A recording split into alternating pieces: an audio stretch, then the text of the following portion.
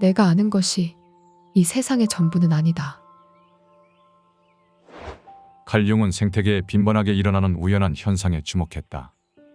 그는 두 가지 우연한 현상이 짝을 이루어 발생하여 의미를 형성하는 것에 깊은 관심을 두었다. 이러한 우연의 일치는 일상생활 속에서도 생각보다 빈번하게 일어난다. 융은 이런 현상에 의미를 부여하고 동시성이라 명명했다. 하지만 과학자들은 아직 동시성에 대해 의문을 품는다. 뚜렷한 인과관계를 발견하지 못했기 때문이다. 그러나 그것은 우리가 아직 발견하지 못했을 뿐, 이 현상은 분명 실존한다고 말한다. 동시성은 많은 사람이 활용하고 있는 흔한 현상이다. 그리고 이런 현상을 통해 앞날을 예측하는 것을 징조라 한다. 징조는 자연계에서 집단적으로 나타나는 현상의 한 조각을 분석해 전체를 예측하는 방법이다. 이러한 흐름을 보면 운명이란 하나의 선으로 이루어진 것이 아니라 다발로 이어졌음을 알 수 있다. 오늘은 인류 역사가 시작된 이래 신이 숨겨왔던 비밀, 징조와 운명에 대해 알아보겠다. 신의 비밀.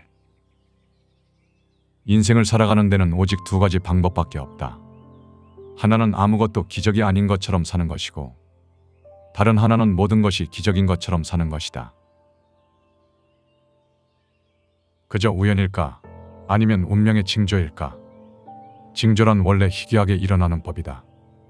우연히 여러 번 겹친다거나 아주 기이한 사건들을 대개 징조라 일컫는다. 세상에 일어나는 수많은 사건은 징조일 수도 있고 아닐 수도 있다. 그저 일회성 우연에 그치는 일일 수도 있기 때문이다. 하지만 우리는 평소에 징조가 나타날 가능성을 염두에 두어야 한다.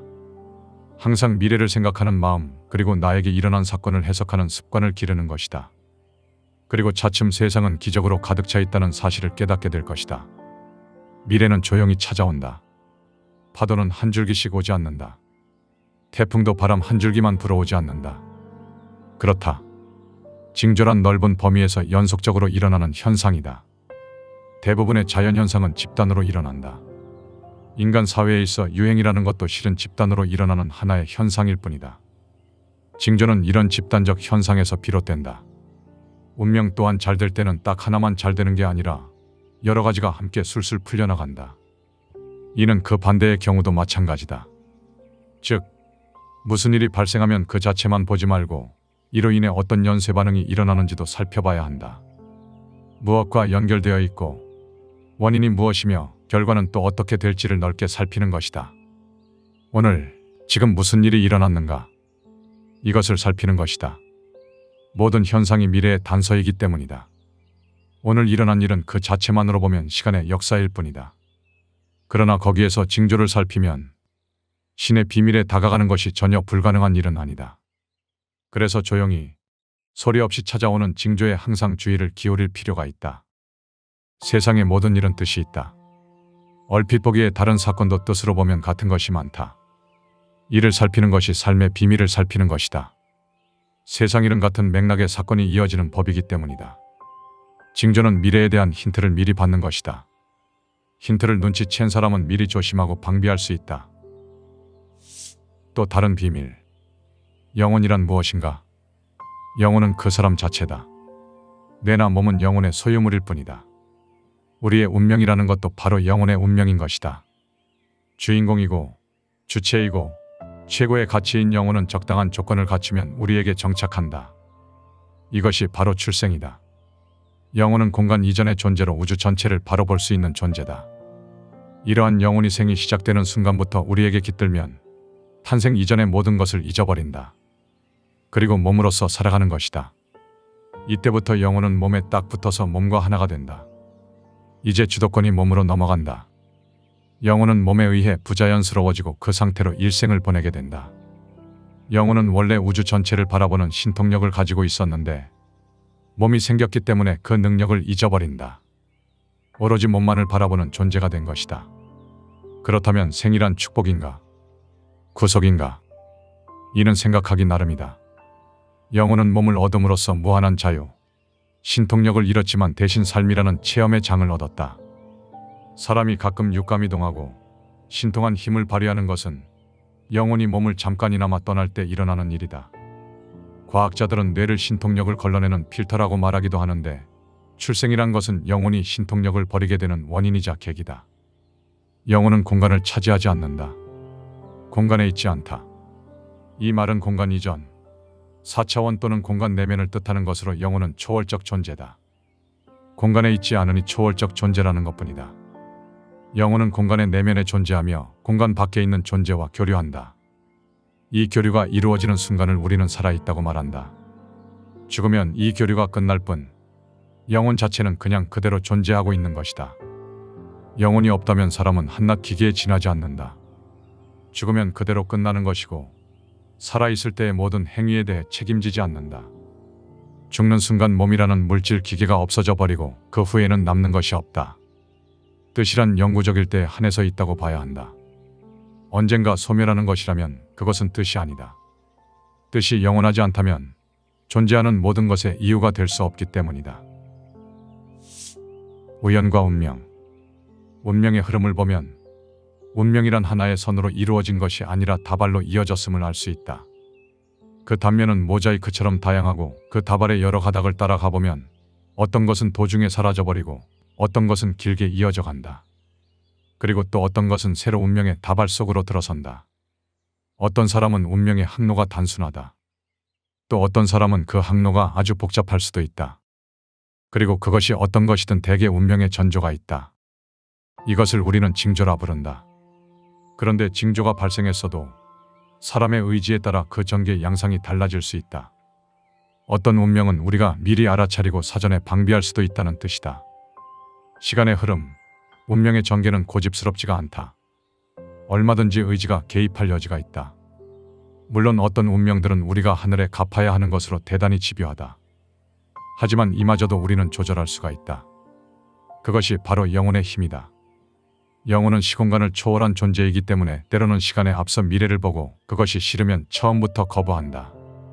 그리하여 마침내 나쁜 운명을 피해가기도 하는 것이다. 시간의 흐름을 보면 그것이 자연스럽게 이루어지기도 하는데 그런 것은 운명이라고 말하지 않는다. 예를 들어 산에서 굴러떨어진 바위 덩어리는 그대로 흘러내려가 버린다. 이것은 자연과학의 대상으로 중력의 법칙이라고 부른다. 우리 사회에서 발생하는 많은 사건 사고들이 이런 식으로 발생한다. 이것은 그때그때 발생하는 자연현상일 뿐이다. 반면 운명은 자연현상에 비해 예측이 어렵고 직선적으로 발생하지 않는다. 어떤 운명들은 소설처럼 기묘하고 어떤 것은 일부러 꾸며진 것 같은 느낌을 준다. 우리가 조심해야 할 것은 바로 이런 것이다. 세상 일은 항상 새로움을 발생시키려는 압력을 받는다. 이를 우연이라고 하는데 우연이란 사실 우연히 발생하지 않는다. 발생하려고 애쓰고 애쓰다가 발생하는 것이다. 우리의 우주는 그렇게 생겼다. 이를 불확정성이라고 얘기하는데 크게 보면 우주도 계획 없이 우연히, 즉 불확정적으로 발생한 것이다. 이러한 힘을 주역에서는 양 또는 하늘의 힘이라고 한다. 이는 항상 새로움이 발생하는 원리다. 이 새로움 때문에 우리는 희망이 있다. 그러나 또한 이것 때문에 돌발적인 사건에 직면하기도 하는 것이다. 우리의 영혼은 이런 현상들을 미리 발견하는 힘이 있다. 그것은 영혼이 우주의 모든 것을 살펴보고 있기 때문이다. 다시 말하지만 영혼은 초월적 존재여서 한 곳에만 존재하지 않고 우주 전체에 퍼져 있는 듯 보인다. 내가 있는 곳, 즉 몸이 있는 곳에 영혼이 징조를 보낼 수 있는데 이것이 바로 예감이라고 하는 것이다. 예감은 기분에 속하기 때문에 기묘한 느낌과 확신이라고 볼 수 있다. 예감이 발달한 사람은 위험을 잘 피해갈 수 있다. 특히 위험한 일에 종사하는 사람들은 예감이 큰 힘을 발휘한다고 한다. 도박사도 예감 혹은 육감은 발달했는데 사실 이런 힘은 우리 보통 사람에게도 존재한다. 다만 우리가 그것에 주목하지 않기 때문에 활용을 못하는 것뿐이다. 우리는 항상 예감이 와 있는지를 살펴야 한다. 그리고 어떤 기묘한 느낌이나 기분이 도래하면 이를 미래의 신호로 해석해야 한다. 미래란 어떤 형태로든 우리 앞에 나타나는 법이다. 금지된 미래. 시간이란 무엇인가? 인간은 왜 미래를 알고자 하는가? 더 나아가 신은 왜 인간이 미래를 아는 것을 금지시켰는가? 이것을 이해한다면 단순히 징조를 해석하는 것을 뛰어넘어 운명이 만들어지거나 바뀌는 메커니즘을 이해할 수 있을 것이다. 스티븐 호킹은 블랙홀을 깊게 연구한 끝에 심원한 결과를 발표했다. 블랙홀 내에서도 정보는 손실되지 않고 보존된다는 것이다. 이는 우주에 있던 모든 역사가 보존된다는 뜻이다. 더 쉬운 말로 하면 과거는 없어지지 않는다는 것이다. 어쩌면 이것은 복잡한 수학 공식으로 풀지 않아도 우리가 상식적으로 알 수 있는 것이다. 언제부터인지는 모르겠지만 인류는 우주의 모든 역사가 소멸하지 않는다는 것을 암암리에 깨달았던 것 같다. 그렇지 않은가?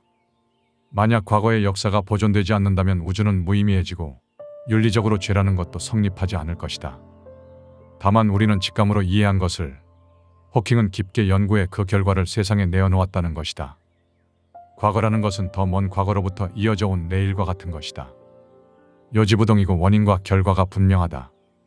그러나 미래는 아직 존재하지 않은 채 우리에게로 찾아온다. 과학자들은 미래란 확률적 존재라고 말하는데 이는 수학적 개념을 빌려 표현한 것뿐이지 그 뜻은 정확하지가 않다. 미래와 과거는 현재라는 시점으로부터 존재의 양상이 현저히 바뀐다. 미래는 요동치는 존재다. 하지만 미래가 분명히 현재로 오고 있는 것을 감안할 때 미래도 과거처럼 내일 위에 존재하는 것처럼 보인다. 그러나 그것이 아니다. 미래는 과거처럼 고정되어 있지 않고 어떤 미래는 존재할 뻔하다가 취소되기도 한다. 오늘은 분명한데 왜 미래는 정확히 알 수가 없는가? 이에 대해 스티븐 호킹은 이러한 결론을 내렸다. 미래를 아는 것이 자연의 법칙상 금지되어 있다는 것이다.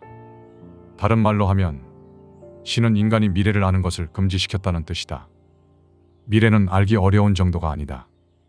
그것을 알려고 하는 것조차 자연의 법칙이 금지시킨다는 이야기다. 다만 우리는 미래 자체가 아니라 미래의 일에 관심을 가질 뿐이다. 미래가 무엇이든 간에 어떤 미래가 현재와 이어져 내 인생에 나타날 것인가에 초점을 맞추는 것이다. 우주의 진리. 우주는 왜 존재하는가? 우주가 존재하는 이유는 인간이 있기 때문이다. 그렇다면 인간이 없다면 우주는 어떻게 되는가? 그러면 우주도 없다. 우주란 인간이 있으면 있고 인간이 없으면 없는 것이다. 이 말에 동의할 수 있겠는가? 질문을 바꾸어 보자. 미래란 무엇인가? 이는 현재가 찾아가는 곳이다. 과거란 무엇인가? 이는 현재가 이미 지나쳐 온 것이다. 그렇다면 현재란 무엇인가? 현재란 다름 아닌 관찰의 순간이다. 관찰이란 것이 없으면 현재는 없다. 운명의 종류는 아주 많다. 어떤 것은 쉽게 바꿀 수 있지만 또 어떤 것은 바꾸기가 매우 어렵다. 사람은 누구나 먼 미래에 자신이 이루고자 하는 꿈을 꾸며 살아간다. 부자가 된다거나 직위가 높아진다거나 명예로운 사람이 될 것이라는 희망을 품고 산다. 그러나 어째서 막연히 자신에게 그렇게 큰 행운이 찾아올 것이라 생각하는가? 여기서 잠시 우주의 진리를 생각해보자. 우주는 보면 존재한다. 이것은 우리의 운명과도 같다. 미래란 무한한 가능성으로 아지랑이처럼 널려 있다. 그렇다면 당신은 어떤 미래를 보고 있는가? 제대로 보고 있는 것이 분명하다면 그 미래는 틀림없이 올 것이다. 이는 흔히 이야기하는 끌어당김의 법칙, 심성화의 원리와 동일하다. 그러나 막연한 미래를 꿈꾸며 그것을 제대로 보고 있다고 말하면 안 된다. 매우 구체적이어야 한다. 미래를 본다는 것은 미래의 스토리를 만든다는 것이고 그것이 아주 그럴듯하면 그는 미래를 본 것이다. 그가 본 미래는 반드시 오게 되어 있다. 이유는 간단하다. 보면 있는 것이니까. 이것은 우주의 진리이다. 미래에 되고자 하는 것을 현재에서 최대한 구체적으로 상상하고 행동하라. 마치 내일을 아는 것처럼 오늘을 살아라. 그럼 당신은 그렇게 될 것이다. 영상의 일부 내용은 책, 신의 비밀 징조와 지식의 서재 개인 견해를 담았다. 세상은 뜻으로 가득 차 있다. 가룡은 상징이라는 개념을 만들어냈고 그것에 의해 인간이 움직인다는 것을 알아냈다. 인간이 움직이면 세상도 움직이는 법이다. 인간의 행동은 모든 것이 상징이다. 그리고 인간 주변에서 일어나는 모든 자연현상은 인간에게 어떤 상징을 준다. 우리는 환경을 접하며 살아가고 환경은 우리를 둘러싸고 있다. 이에 따라 행복이나 불행도 만들어진다. 우리가 운명을 개척한다는 것은 다름 아닌 환경을 개선한다는 뜻이나 다름없다. 환경을 느끼기 때문에 내면 세계가 행복하고 불안하고 즐겁고 슬프다. 다만 우리는 실제 환경을 사실 그대로 알 수는 없다. 그저 마음으로 느끼는 상징을 실제 환경이라고 여길 뿐이다. 즉, 우리의 미래는 이 상징을 어떻게 바라보느냐에 따라 달라진다. 우리의 영혼은 현재의 상징을 실제로 만들기 위해 노력하기 때문이다. 우주는 모순 없이 잘 운행되고 있다. 운명이란 것은 우리가 우주에 대해 작용한 것을 되돌려받는 반작용일 뿐이다. 이러한 세상에서는 누가 특별히 이익을 더 받을 수는 없다. 준 만큼 받고 받은 만큼 돌려주는 것이기 때문이다. 당신은 어린 시절 남들은 느끼지 못하는 특별한 감각을 가진 적이 있는가? 설명하려 했지만 아무도 믿지 않아 그저 혼자만의 비밀처럼 간직해야 했던 순간들. 그렇게 당신은 자신의 가장 소중한 부분을 숨기며 살아왔는지도 모른다. 어쩌면 지금도 그럴 것이다. 누군가의 마음속 깊은 슬픔이 고스란히 전해져 올 때면, 시간과 공간을 넘어선 강렬한 기억이 떠오를 때면, 당신은 여전히 혼자만의 혼란 속에 있진 않은가? 대부분의 사람들은 오감이 현실의 전부라고 믿으며 살아간다. 그러나 고대부터 현인들은 말해왔다. 참된 현실은 눈에 보이는 것이 아니다. 우리는 시간이라는 유리병 속에 갇힌 나비처럼 더 큰 실제의 일부만을 경험하고 있을 뿐이다. 그러나 일부 사람들은 태어날 때부터 특별한 감각을 지니고 있다. 그들은 보이지 않는 것을 보고 들리지 않는 것을 듣는다. 설명할 수 없는 직감, 깊은 연결감, 시간을 초월하는 느낌. 이 모든 것은 우연이 아닌 영혼이 보내는 분명한 메시지다. 하지만 이제 알아야 한다. 당신은 결코 혼자가 아니라는 것을. 그것은 착각이나 망상이 아닌 당신이 태어날 때부터 지닌 특별한 선물이라는 것을. 오늘 우리는 영적인 사람들이 타고난 5가지 고유의 감각을 만날 것이다. 이 여정을 통해 당신도 자신 안에 잠들어 있던 근원적 감각들을 하나씩 일깨우게 될 것이다. 그리고 마침내 깨닫게 될 것이다. 당신의 본질이 얼마나 아름답고 특별한 것인지를. 이제 마음을 열고 영혼의 목소리에 귀를 기울여보자. 보이는 세계 너머에 있는 더 깊은 진실을 향해.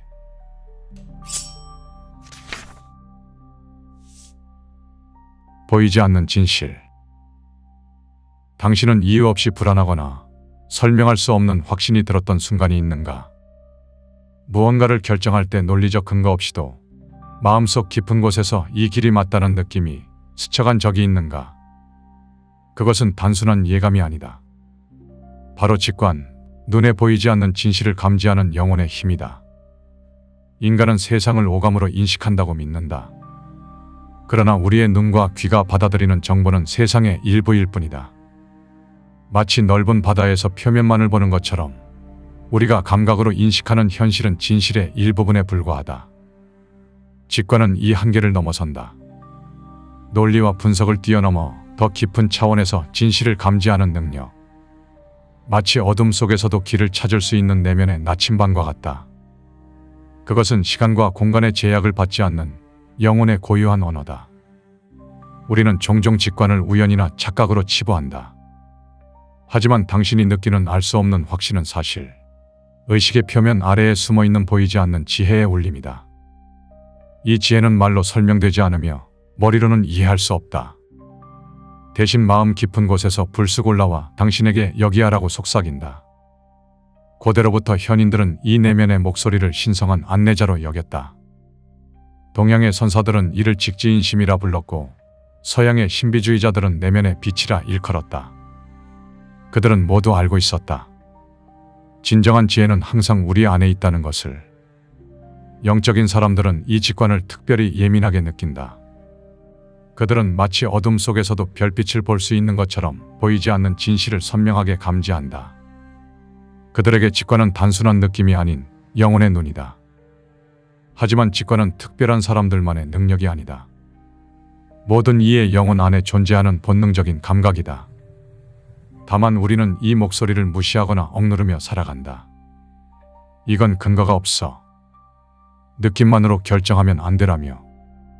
직관은 혼란 속에서 길을 찾게 해주는 내면의 나침반이다. 이성이 설명하지 못하는 상황에서도 당신의 영혼은 이미 답을 알고 있다. 우리가 해야 할 일은 단 하나. 그 조용한 목소리에 귀를 기울이는 것이다. 보이지 않는 에너지. 낯선 공간에 들어서는 순간 느껴지는 불편한 기운. 아무 말 없이 곁에 있기만 해도 전해지는 따뜻함이나 차가움. 때로는 온몸으로 밀려오는 설명할 수 없는 무거움이나 편안함. 이것은 단순한 감정이나 기분의 변화가 아니다. 우리의 영혼이 감지하는 보이지 않는 에너지의 흐름이다. 세상은 결코 물질로만 이루어져 있지 않다. 우리가 보거나 만질 수는 없어도 끊임없이 흐르는 에너지의 물결이 있다. 이 에너지는 사람과 사람 사이에, 공간과 사물 속에, 심지어 생각과 감정 속에도 존재한다. 영적인 사람들은 이 미묘한 흐름을 자연스럽게 읽어낸다. 마치 바람이 보이지 않아도 나뭇잎의 흔들림으로 알 수 있듯이 에너지는 우리 주변의 모든 것에 스며들어 자신의 존재를 드러낸다. 누군가의 미소 뒤에 숨겨진 슬픔이 전해지고 차분한 목소리 속에 감춰진 불안이 감지되는 것도 이 때문이다. 특히 공간은 오랜 시간 에너지를 간직한다. 오래된 사원의 정적 속에서 느껴지는 깊은 평화, 오랜 역사를 품은 건물에서 전해지는 특별한 기운, 수많은 사람들이 스쳐간 거리의 복잡한 에너지들. 이것은 단순한 분위기가 아닌 시간과 기억이 남긴 생생한 흔적이다. 고대 동양에서는 이를 기라 불렀고, 현대 과학은 이제야 미세한 에너지장의 존재를 증명해내고 있다. 인류는 오랫동안 이 보이지 않는 힘의 실제를 알고 있었다. 사실 이 감각은 모든 사람이 태어날 때부터 가지고 있는 본능이다. 다만 현대 사회는 논리와 이성만을 강조하며 이 섬세한 감각을 무디게 만들었다. 그러나 잠시 마음을 고요히 하고 주변을 느껴본다면 우리는 여전히 이 에너지의 춤을 감지할 수 있다. 에너지를 읽는 능력은 더 깊은 이해와 통찰로 이어진다. 타인의 진심을 이해하고 공간의 본질을 파악하며 때로는 위험을 미리 감지하게 해주는 소중한 나침반이 된다. 당신이 느끼는 미묘한 떨림과 울림에 귀 기울여보라. 그것은 세상이 당신에게 전하는 가장 진실한 메시지다. 우리는 모두 이 끝없는 에너지의 바닷속에서 호흡하고 있다. 시간의 경계. 우리는 시간이 강물처럼 과거에서 현재로, 현재에서 미래로 흐른다고 믿는다. 하지만 영적인 사람들은 안다. 시간이란 우리가 생각하는 것처럼 단순하지 않다는 것을. 그들은 시간이라는 벽을 자유롭게 넘나드는 특별한 감각을 지니고 있다. 처음 방문한 장소인데 마치 전에도 와본 것 같은 강렬한 기시감. 처음 마주한 사람에게서 느껴지는 오래된 인연 같은 친밀감. 그리고 문득 스친 생각이 며칠 뒤 현실이 되는 신비로운 경험. 이것은 단순한 우연이나 착각이 아니다. 우리의 의식이 시간의 경계를 넘어선 순간들이다. 고대 신비주의자들은 말했다. 시간은 동시에 존재하는 영원한 현재다. 현대 물리학 또한 시간이 우리가 생각하는 것처럼 일직선상에 존재하지 않음을 발견했다. 과거와 현재와 미래는 실은 하나의 거대한 원 위에서 춤추고 있는지도 모른다. 꿈속에서 우리는 이미 이를 경험하고 있다. 꿈은 단순한 무의식의 유의가 아니다. 그것은 우리의 영혼이 시간의 제약에서 벗어나 자유롭게 움직이는 순간이다. 과거의 기억과 미래의 가능성이 한데 어우러져 새로운 통찰을 만들어내는 신비로운 공간. 우리는 매일 밤 시간여행을 하고 있는 것인지도 모른다. 데자뷰. 이미 겪은 것 같은 강렬한 느낌. 많은 이들은 이를 뇌의 오류라고 말한다. 하지만 영적인 사람들은 다르게 본다. 그것은 우리의 의식이 시간이라는 베일을 잠시 걷어올린 순간, 시간의 본질을 잠깐 엿본 특별한 경험일지도 모른다. 이런 경험은 우리가 생각하는 것보다 더 깊은 의미를 지닌다. 그것은 우리가 시간에 갇힌 존재가 아님을 알려주는 신호다. 우리는 과거의 후회에 묶여 있거나 미래의 불안에 발목 잡힐 필요가 없다. 진정한 자유는 모든 시간이 하나로 융합되는 영원한 현재 속에 있다. 시간을 초월하는 이 감각은 특별한 이들만의 것이 아니다. 우리 모두의 영혼이 가진 잠재된 능력이다. 단지 대부분의 사람들은 이성과 논리에 갇혀 이를 무시하거나 부정할 뿐. 당신이 느꼈던 그 낯선 익숙함, 설명할 수 없었던 강렬한 예감, 그리고 우연이라고 치부했던 신비로운 경험들. 그것은 당신의 영혼이 시간의 벽을 넘어보낸 깊은 메시지였다. 시간은 우리가 생각하는 것보다 훨씬 더 신비롭고 광대한 차원이다. 그리고 우리는 이미 그 신비를 경험하고 있다. 감정의 울림. 깊은 바다처럼 끝없이 출렁이는 것이 있다. 말로는 표현할 수 없지만 분명히 존재하는 감정의 물결. 영적인 사람들은 이 깊은 물결 속에서 헤엄치듯 자유롭게 움직인다. 미소 짓는 얼굴 너머로 전해지는 슬픔의 진동. 밝은 목소리 아래 숨겨진 불안의 떨림. 말없이 마주 앉아 있어도 전해지는 깊은 위로. 이것이 바로 감정의 울림이다. 평범한 사람들은 감정을 단순한 마음의 상태로 여긴다. 하지만 진실은 더 깊은 곳에 있다. 감정은 보이지 않는 에너지의 파동이며 끊임없이 움직이는 생명의 물결. 영적인 사람들은 이 미세한 진동을 온몸으로 감지해낸다. 때로는 군중으로 가득 찬 거리에서 불현듯 밀려오는 외로움. 때로는 홀로 있는 순간에도 느껴지는 강렬한 연결감. 우리의 감정은 결코 혼자만의 것이 아니다. 서로의 마음이 만나고 부딪히며 만들어내는 거대한 교향곡. 오래된 건물의 벽에도, 사람들이 스쳐간 길거리에도, 시간이 흘러도 지워지지 않는 감정의 흔적들이 남아있다. 기쁨과 슬픔, 사랑과 그리움의 진동이 공간 속에 켜켜이 쌓여 우리에게 말을 건넨다. 영적인 사람들은 이 감정의 언어를 자연스럽게 읽어낸다. 타인의 기쁨은 자신의 기쁨이 되고 다른 이의 아픔은 자신의 아픔이 되어 울린다. 이것은 단순한 공감을 넘어선 영혼의 공명이다. 세상의 모든 것은 서로 연결되어 있다. 우리가 느끼는 감정의 울림은 이 깊은 연결의 증거이자 생명의 속삭임. 마음을 열고 귀 기울일 때 더 넓고 깊은 세상이 우리 앞에 펼쳐진다. 결국 감정은 세상을 이해하는 또 하나의 언어. 이 섬세한 언어를 배우는 순간 우리는 더 이상 홀로 존재하지 않는다. 모든 존재와 하나로 이어지는 경이로운 춤이 시작된다. 존재의 연결성. 빛나는 별들은 서로를 부른다. 우주의 모든 존재가 서로를 끌어당기듯 우리도 보이지 않는 실로 연결되어 있다. 고독한 섬처럼 살아간다고 믿지만 사실 우리는 한 울림 속의 다른 소리일 뿐. 한밤중 문득 떠오르는 멀리 있는 이의 얼굴. 숲속에 들어서면 전해지는 나무들의 속삭임. 밤하늘의 별을 바라보며 느끼는 우주와의 일체감. 영적인 사람들은 이런 순간들을 통해 존재의 근원적 연결성을 체험한다. 생각해보라.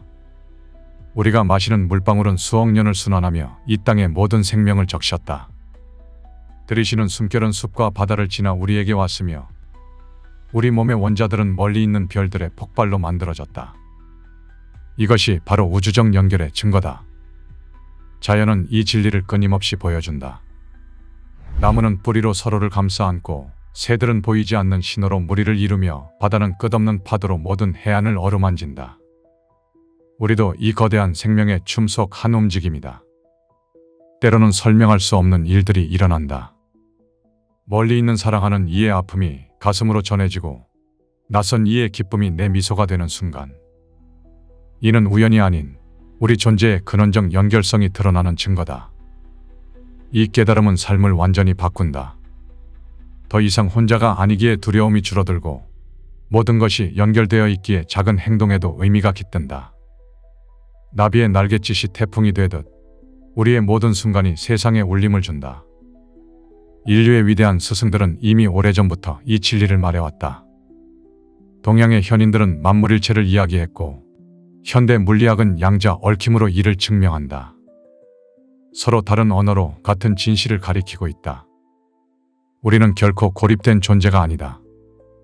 보이지 않는 사랑의 그물로 모두가 연결된 하나의 생명체. 이 깊은 연결성을 깨달을 때 진정한 평화와 충만함을 경험하게 된다. 모든 존재는 하나의 빛이 만드는 다채로운 무지개와 같다. 각자 다른 빛깔로 빛나지만 결국은 같은 근원에서 나온 한 줄기 빛이다.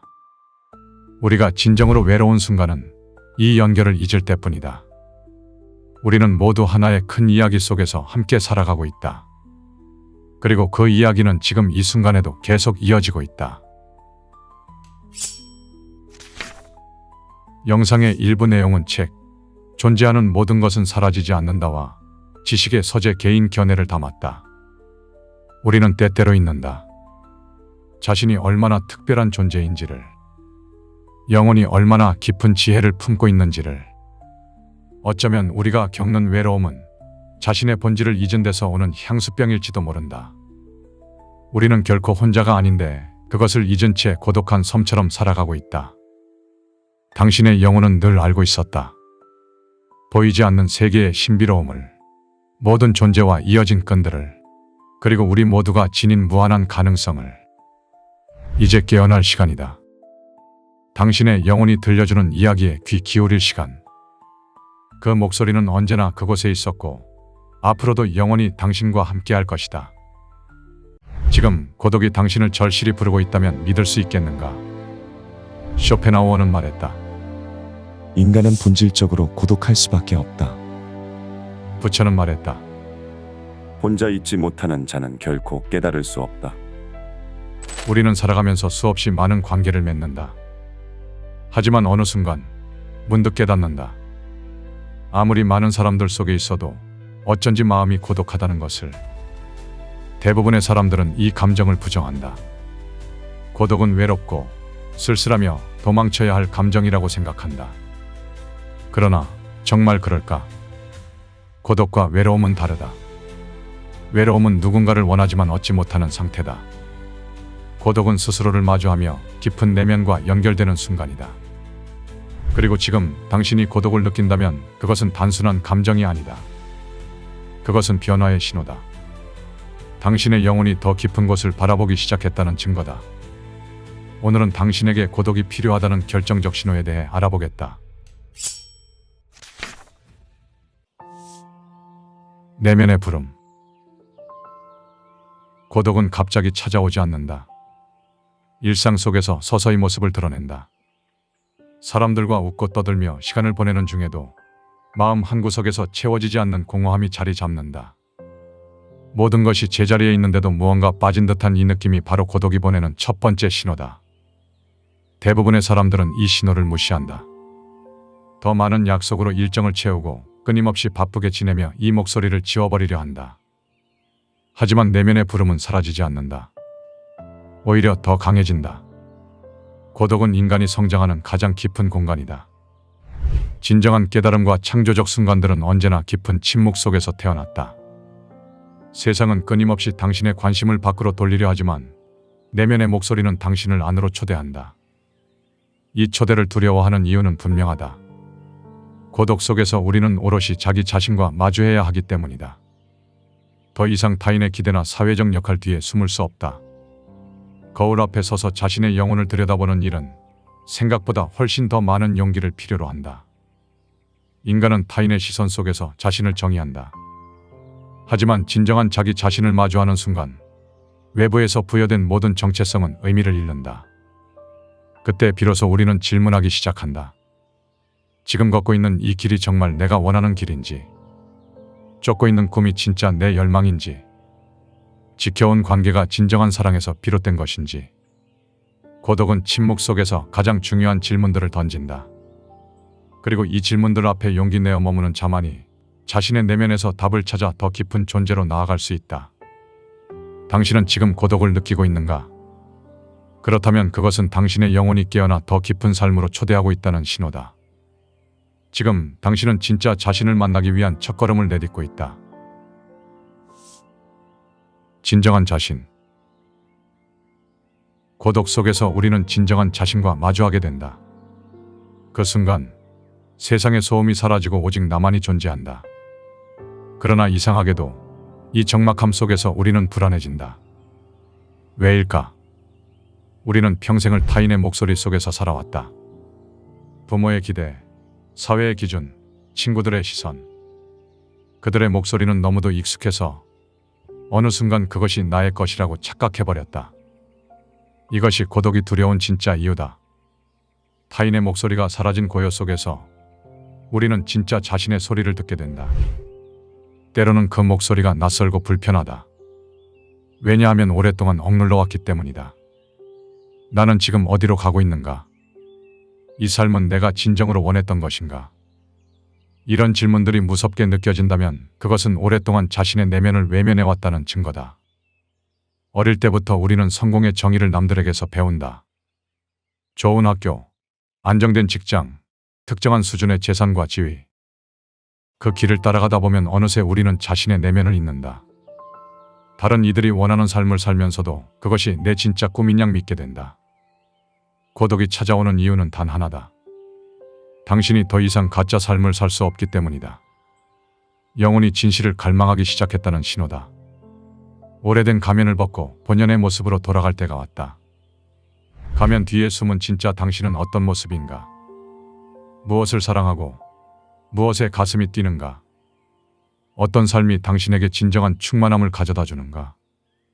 이 질문들은 고독 속에서만 답을 찾을 수 있다. 진정한 자신을 마주하는 일은 두렵지만 그 과정에서 우리는 놀라운 진실을 발견한다.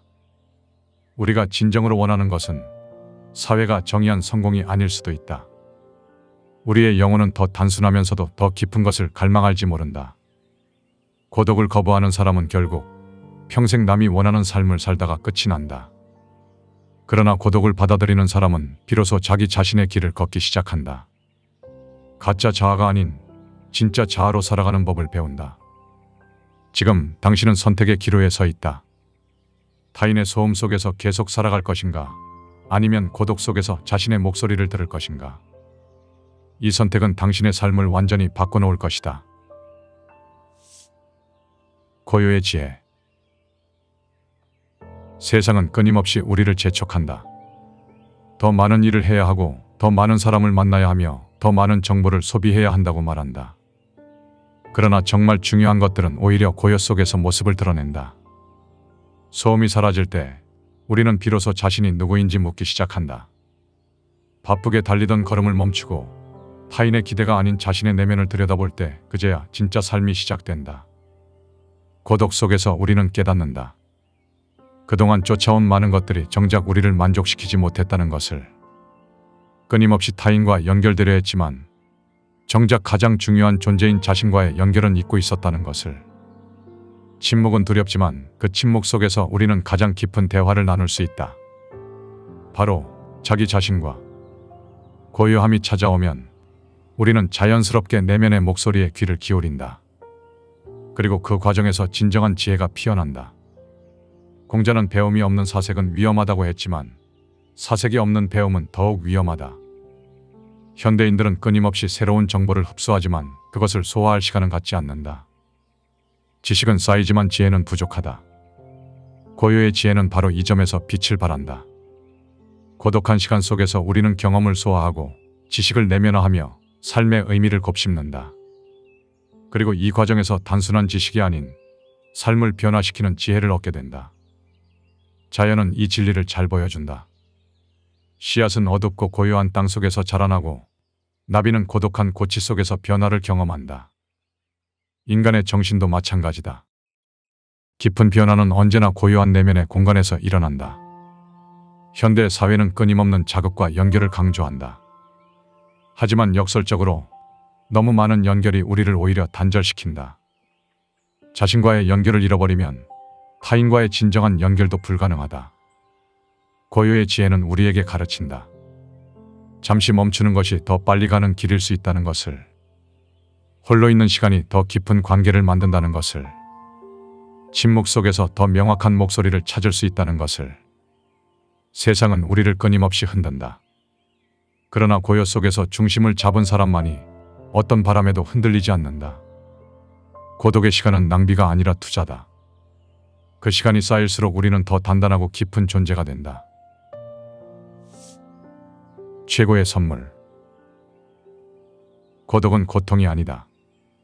그것은 우리에게 주어진 가장 깊은 선물이다. 우리는 흔히 고독을 피해야 할 감정으로 여긴다. 그러나 모든 위대한 깨달음, 창조, 혁신은 바로 그 깊은 고독 속에서 태어났다. 어느 순간 문득 찾아오는 고독감. 그것은 단순한 외로움이 아니다. 오히려 우리에게 한 가지 중요한 질문을 던진다. 지금 나는 진짜 나의 길을 걷고 있는가? 사람들 틈에서 우리는 쉽게 길을 잃는다. 타인의 목소리는 크고 자신의 내면은 작아진다. 그러나 고독은 모든 소음을 지운다. 그 안에서 우리는 처음으로 진짜 자신의 목소리를 듣는다. 고독은 창조의 공간이다. 깊은 침묵 속에서 우리는 세상을 새롭게 바라본다. 그 누구의 시선도 의식하지 않을 때 비로소 가장 순수한 생각들이 떠오른다. 마치 고요한 물에 달이 더 선명하게 비치는 것처럼 사람들은 고독을 피하기 위해 온갖 방법을 동원한다. 끊임없이 SNS를 확인하고 스마트폰으로 시간을 채우며 생각할 틈을 주지 않는다. 하지만 이런 회피는 결국 우리의 내면을 메마르게 한다. 고독을 회피하면 우리는 그저 주어진 현실에 반응할 뿐이다. 그러나 고독을 받아들이면 우리는 스스로 현실을 창조하기 시작한다. 수동적 존재에서 능동적 존재로 변화하는 순간이다. 진정한 변화는 혼자 있는 시간 속에서 이루어진다. 깊은 고독의 순간에 우리는 자신의 습관, 생각과 감정을 객관적으로 바라볼 수 있다. 그리고 이 관찰이 변화의 첫걸음이 된다. 고독은 우리에게 허락된 휴식이다. 다른 이들의 기대와 요구에서 벗어나 오롯이 자신을 위한 시간. 이 시간 동안 우리는 내면의 배터리를 충전하고 자신의 중심을 되찾는다. 고독은 우리에게 가르친다. 타인의 인정 없이도 행복할 수 있다는 것을, 외부의 성공 없이도 충만할 수 있다는 것을, 다른 누구도 아닌 바로 자기 자신과 평화롭게 공존하는 법을. 당신이 지금 고독을 느낀다면 그것은 새로운 가능성이 열리고 있다는 신호다. 그 고요한 공간 속에서 당신은 자신의 진정한 열망을 발견하고 진실된 삶의 방향을 찾게 될 것이다. 고독은 선물이다. 그 선물을 열어보았을 때 당신은 그 안에서 자기 자신을 발견하게 될 것이다. 홀로, 자유롭게. 우리는 관계 속에서 살아간다. 그러나 관계는 때로 우리를 속박한다. 타인의 기대, 사회의 기준, 익숙한 역할들 속에서 진짜 나는 점점 희미해진다. 홀로 있다는 것은 단순한 고립이 아니다. 그것은 타인의 시선에서 벗어나 온전히 자기 자신으로 존재하는 시간이다. 마치 무대 위 배우가 객석이 비워진 극장에서 비로소 진짜 자신의 연기를 시험해보는 것처럼 고독을 두려워하는 사람은 결국 관계에 의존한다. 누군가가 있어야만 안정감을 느끼고 혼자 있는 순간 불안을 느낀다. 이런 의존은 언뜻 안전해 보이지만 사실은 가장 위험한 상태다. 자신의 가치와 정체성을 타인의 손에 맡기는 일이기 때문이다. 진정한 자유는 고독을 온전히 받아들일 때 찾아온다. 홀로 있어도 두렵지 않고 자신의 생각과 감정을 있는 그대로 마주할 수 있을 때, 그때 비로소 우리는 진정으로 자유로워진다. 자신과 함께 있는 법을 아는 사람만이 타인과도 건강한 관계를 맺을 수 있다. 놀랍게도 고독을 피하려는 사람은 결국 누구와 함께 있어도 외롭다. 왜냐하면 진정한 관계는 두 사람의 진실된 자아가 만날 때 형성되는데 자신의 진짜 모습을 모르는 사람은 그런 관계를 맺을 수 없기 때문이다. 반면 고독을 이해한 사람은 혼자 있어도 충만하며 타인과 함께할 때도 더욱 깊이 연결된다. 자신의 내면에 확고한 뿌리를 내린 사람은 타인에게 의존하지 않고도 진실된 사랑을 나눌 수 있다. 홀로, 자유롭게 산다는 것은 세상과 단절한다는 의미가 아니다. 오히려 더 깊고 의미 있는 방식으로 세상과 연결된다는 뜻이다. 진정한 고독을 경험한 사람은 모든 존재와의 근본적인 연결성을 더 깊이 이해하게 된다. 우리는 태어날 때 홀로 이 세상에 왔고 떠날 때도 홀로 떠난다.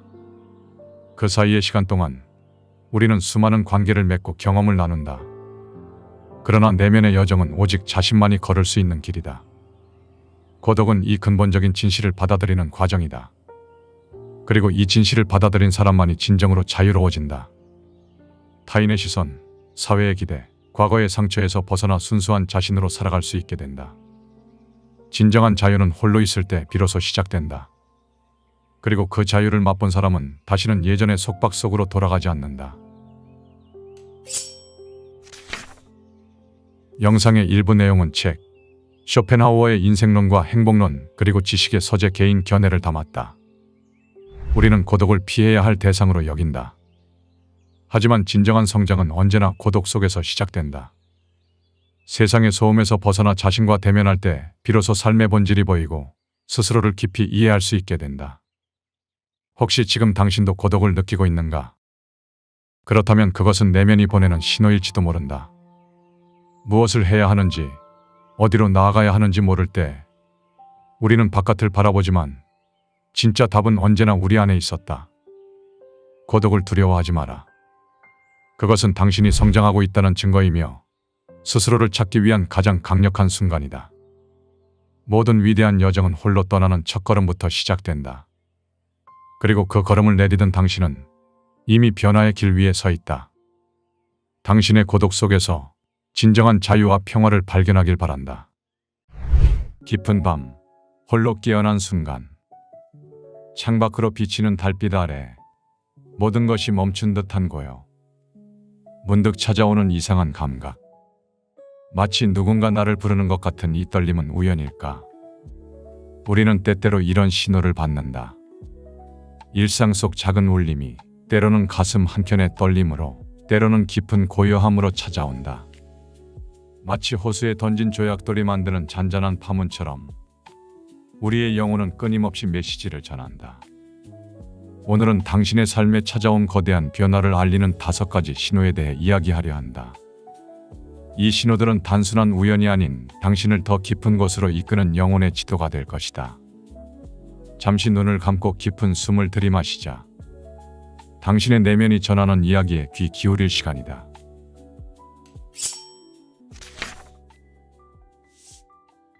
질문의 시작. 평범한 일상 속에서 문득 이런 생각이 든 적이 있을 것이다. 이게 정말 내가 원하는 삶일까? 아침 출근길에 커피를 마시며, 혹은 늦은 밤 업무를 마무리하면서, 때로는 주말 장보기를 하다가, 혹은 신호등 앞에 멈춰설 때, 이런 순간들이 바로 영혼이 보내는 첫 번째 신호다. 처음에는 이런 생각들이 불편하게 느껴질 수 있다. 평화로운 일상을 방해하는 불청객처럼 여겨질지도 모른다. 그동안 잘 살아왔는데 왜 갑자기 이런 생각이 드는 걸까 하고 의아해할 수도 있다. 하지만 이런 불편한 질문들은 사실 우리를 더 나은 곳으로 이끄는 나침반과 같다. 마치 오래된 습관에서 깨어나는 것처럼 이 질문들은 우리의 삶에 새로운 시각을 가져다 준다. 특히 이 질문들은 재미있게도 인생의 중대한 순간보다는 가장 평범한 순간에 찾아온다. 양치질을 하다가, 빨래를 개다가, 혹은 산책을 하면서, 출퇴근길 지하철에서 창밖을 바라보며, 또는 늦은 밤 베란다에 서서 별을 보면서, 마치 오랜 친구가 조용히 속삭이듯 자연스럽게 찾아오는 것이다. 이런 질문이 찾아올 때면 우리는 일상 속 작은 것들이 갑자기 다르게 보이기 시작한다. 매일 마시던 커피 한 잔의 의미가 달라지고, 동료와 나누는 인사가 특별하게 느껴진다. 늘 지나치던 거리의 나무 한 그루가 마치 처음 보는 것처럼 새롭게 다가온다. 이것은 우리의 내면이 깨어나고 있다는 신호다. 이런 질문들이 찾아올 때 우리는 보통 2가지 선택을 한다. 하나는 바빠 죽겠는데 이런 생각할 겨를이 어디 있어라며 무시하는 것. 서둘러 다음 일정으로 넘어가거나 스마트폰을 켜서 그 생각을 지워버리려 하는 것이다. 다른 하나는 잠시 멈춰 서서 그 질문과 마주하는 것이다. 비록 답을 찾지 못하더라도 그 질문을 있는 그대로 받아들이는 것. 영혼은 우리가 후자를 선택할 때 비로소 미소 짓는다. 재미있는 것은 이런 질문들이 꼭 답을 필요로 하지 않는다는 점이다. 질문 자체가 이미 우리를 변화시키고 있다. 마치 거울 앞에 서서 자신을 바라보는 것만으로도 우리가 달라지는 것처럼, 때로는 질문을 품고 있는 것만으로도 우리의 삶은 조금씩 다른 방향으로 움직이기 시작한다. 이런 질문들은 종종 우리가 잊고 있던 꿈을 다시 떠올리게 한다. 어릴 적 품었던 순수한 열정이나 잠시 미뤄두었던 소망들을, 그리고 그 과정에서 우리는 현재의 삶을 더 깊이 들여다보게 된다. 일상의 작은 선택들이 갖는 의미를 새롭게 발견하게 되는 것이다. 당신의 내면은 지금도 끊임없이 이야기를 건네고 있다. 그동안은 너무 바빠서, 혹은 두려워서 외면했을지도 모른다. 하지만 이제는 그 목소리에 귀 기울여 볼 때다. 깊은 산속의 맑은 샘물처럼 당신의 영혼이 전하는 첫 번째 신호는 바로 이 조용한 질문들 속에 있다. 내려놓는 용기. 누구나 한 번쯤 이런 경험이 있다. 한때는 견딜 수 없이 아팠던 기억이 어느 순간 흐릿해져 있는 것을. 예전 같았으면 가슴이 먹먹해졌을 일들이 이제는 그저 옅은 그림자처럼 느껴지는 것을. 이것이 바로 영혼이 보내는 두 번째 신호다. 옛날 상처 이야기를 꺼내면 대부분의 사람들은 그냥 잊으라고 말한다. 하지만 과거를 내려놓는다는 것은 단순히 있는 것이 아니다. 그것은 마치 오래된 일기장을 조용히 책장에 꽂아두는 것과 같다. 그 안에 담긴 이야기들은 여전히 그대로지만 더 이상 우리를 아프게 하지 않는다. 특히 이런 변화는 갑자기 찾아오지 않는다. 마치 겨울 끝자락에 봄이 오듯 서서히 스며드는 방식으로 찾아온다. 어제까지 무거웠던 기억이 오늘은 한결 가벼워진 것을 느끼는 순간, 그것은 당신의 마음이 이미 치유되기 시작했다는 신호다. 과거와 화해하는 과정은 세 단계로 이루어진다. 첫째, 있는 그대로 인정하기다. 그래, 그런 일이 있었지라고 솔직히 인정하는 것이다. 둘째, 그것을 받아들이는 것이다. 이제는 그저 내 삶의 한 장면일 뿐이야 라고 말할 수 있게 되는 것. 마지막으로 그 경험에서 의미를 찾는 것이다. 그때 실패가 없었다면 지금의 나도 없었을 거야 라고 생각할 수 있게 되는 것. 이 시기가 되면 예전에 우리를 힘들게 했던 사람들이 다르게 보이기 시작한다. 한때는 원망스러웠던 사람들이 이제는 우리 삶의 스승으로 여겨진다. 우리를 배신했던 순간들이 오히려 더 단단해지는 계기가 되었음을 깨닫는다. 물론 과거를 내려놓는 일은 결코 쉽지 않다. 때로는 오래 끌어안고 있던 담요를 놓아주는 것처럼 불안하게 느껴질 수 있다. 하지만 그 놓아줌으로써 우리는 비로소 자유로워진다. 마치 새가 날아오르기 위해 둥지를 떠나야 하는 것처럼. 당신의 영혼은 이제 준비가 되었다고 말하고 있다. 과거의 무게를 조금씩 내려놓을 때가 되었다고. 그 신호는 때로는 잔잔한 평화로, 때로는 설명할 수 없는 홀가분함으로 찾아온다. 이제 우리에게 필요한 것은 그저 한 걸음 내디딜 용기뿐이다. 작은 신호. 우연이라고 하기에는 너무 특별한 순간들이 있다. 출근길에 우연히 들린 노래 한 구절이 하루 종일 맴돌거나 버스 안에서 스친 한 문장이 가슴 깊이 울리는 경험. 길가에 익숙한 나무가 오늘따라 유난히 아름답게 보이거나 평소 지나치던 골목길의 풍경이 마치 처음 본 것처럼 새롭게 다가오는 순간. 이것이 바로 영혼이 보내는 세 번째 신호다.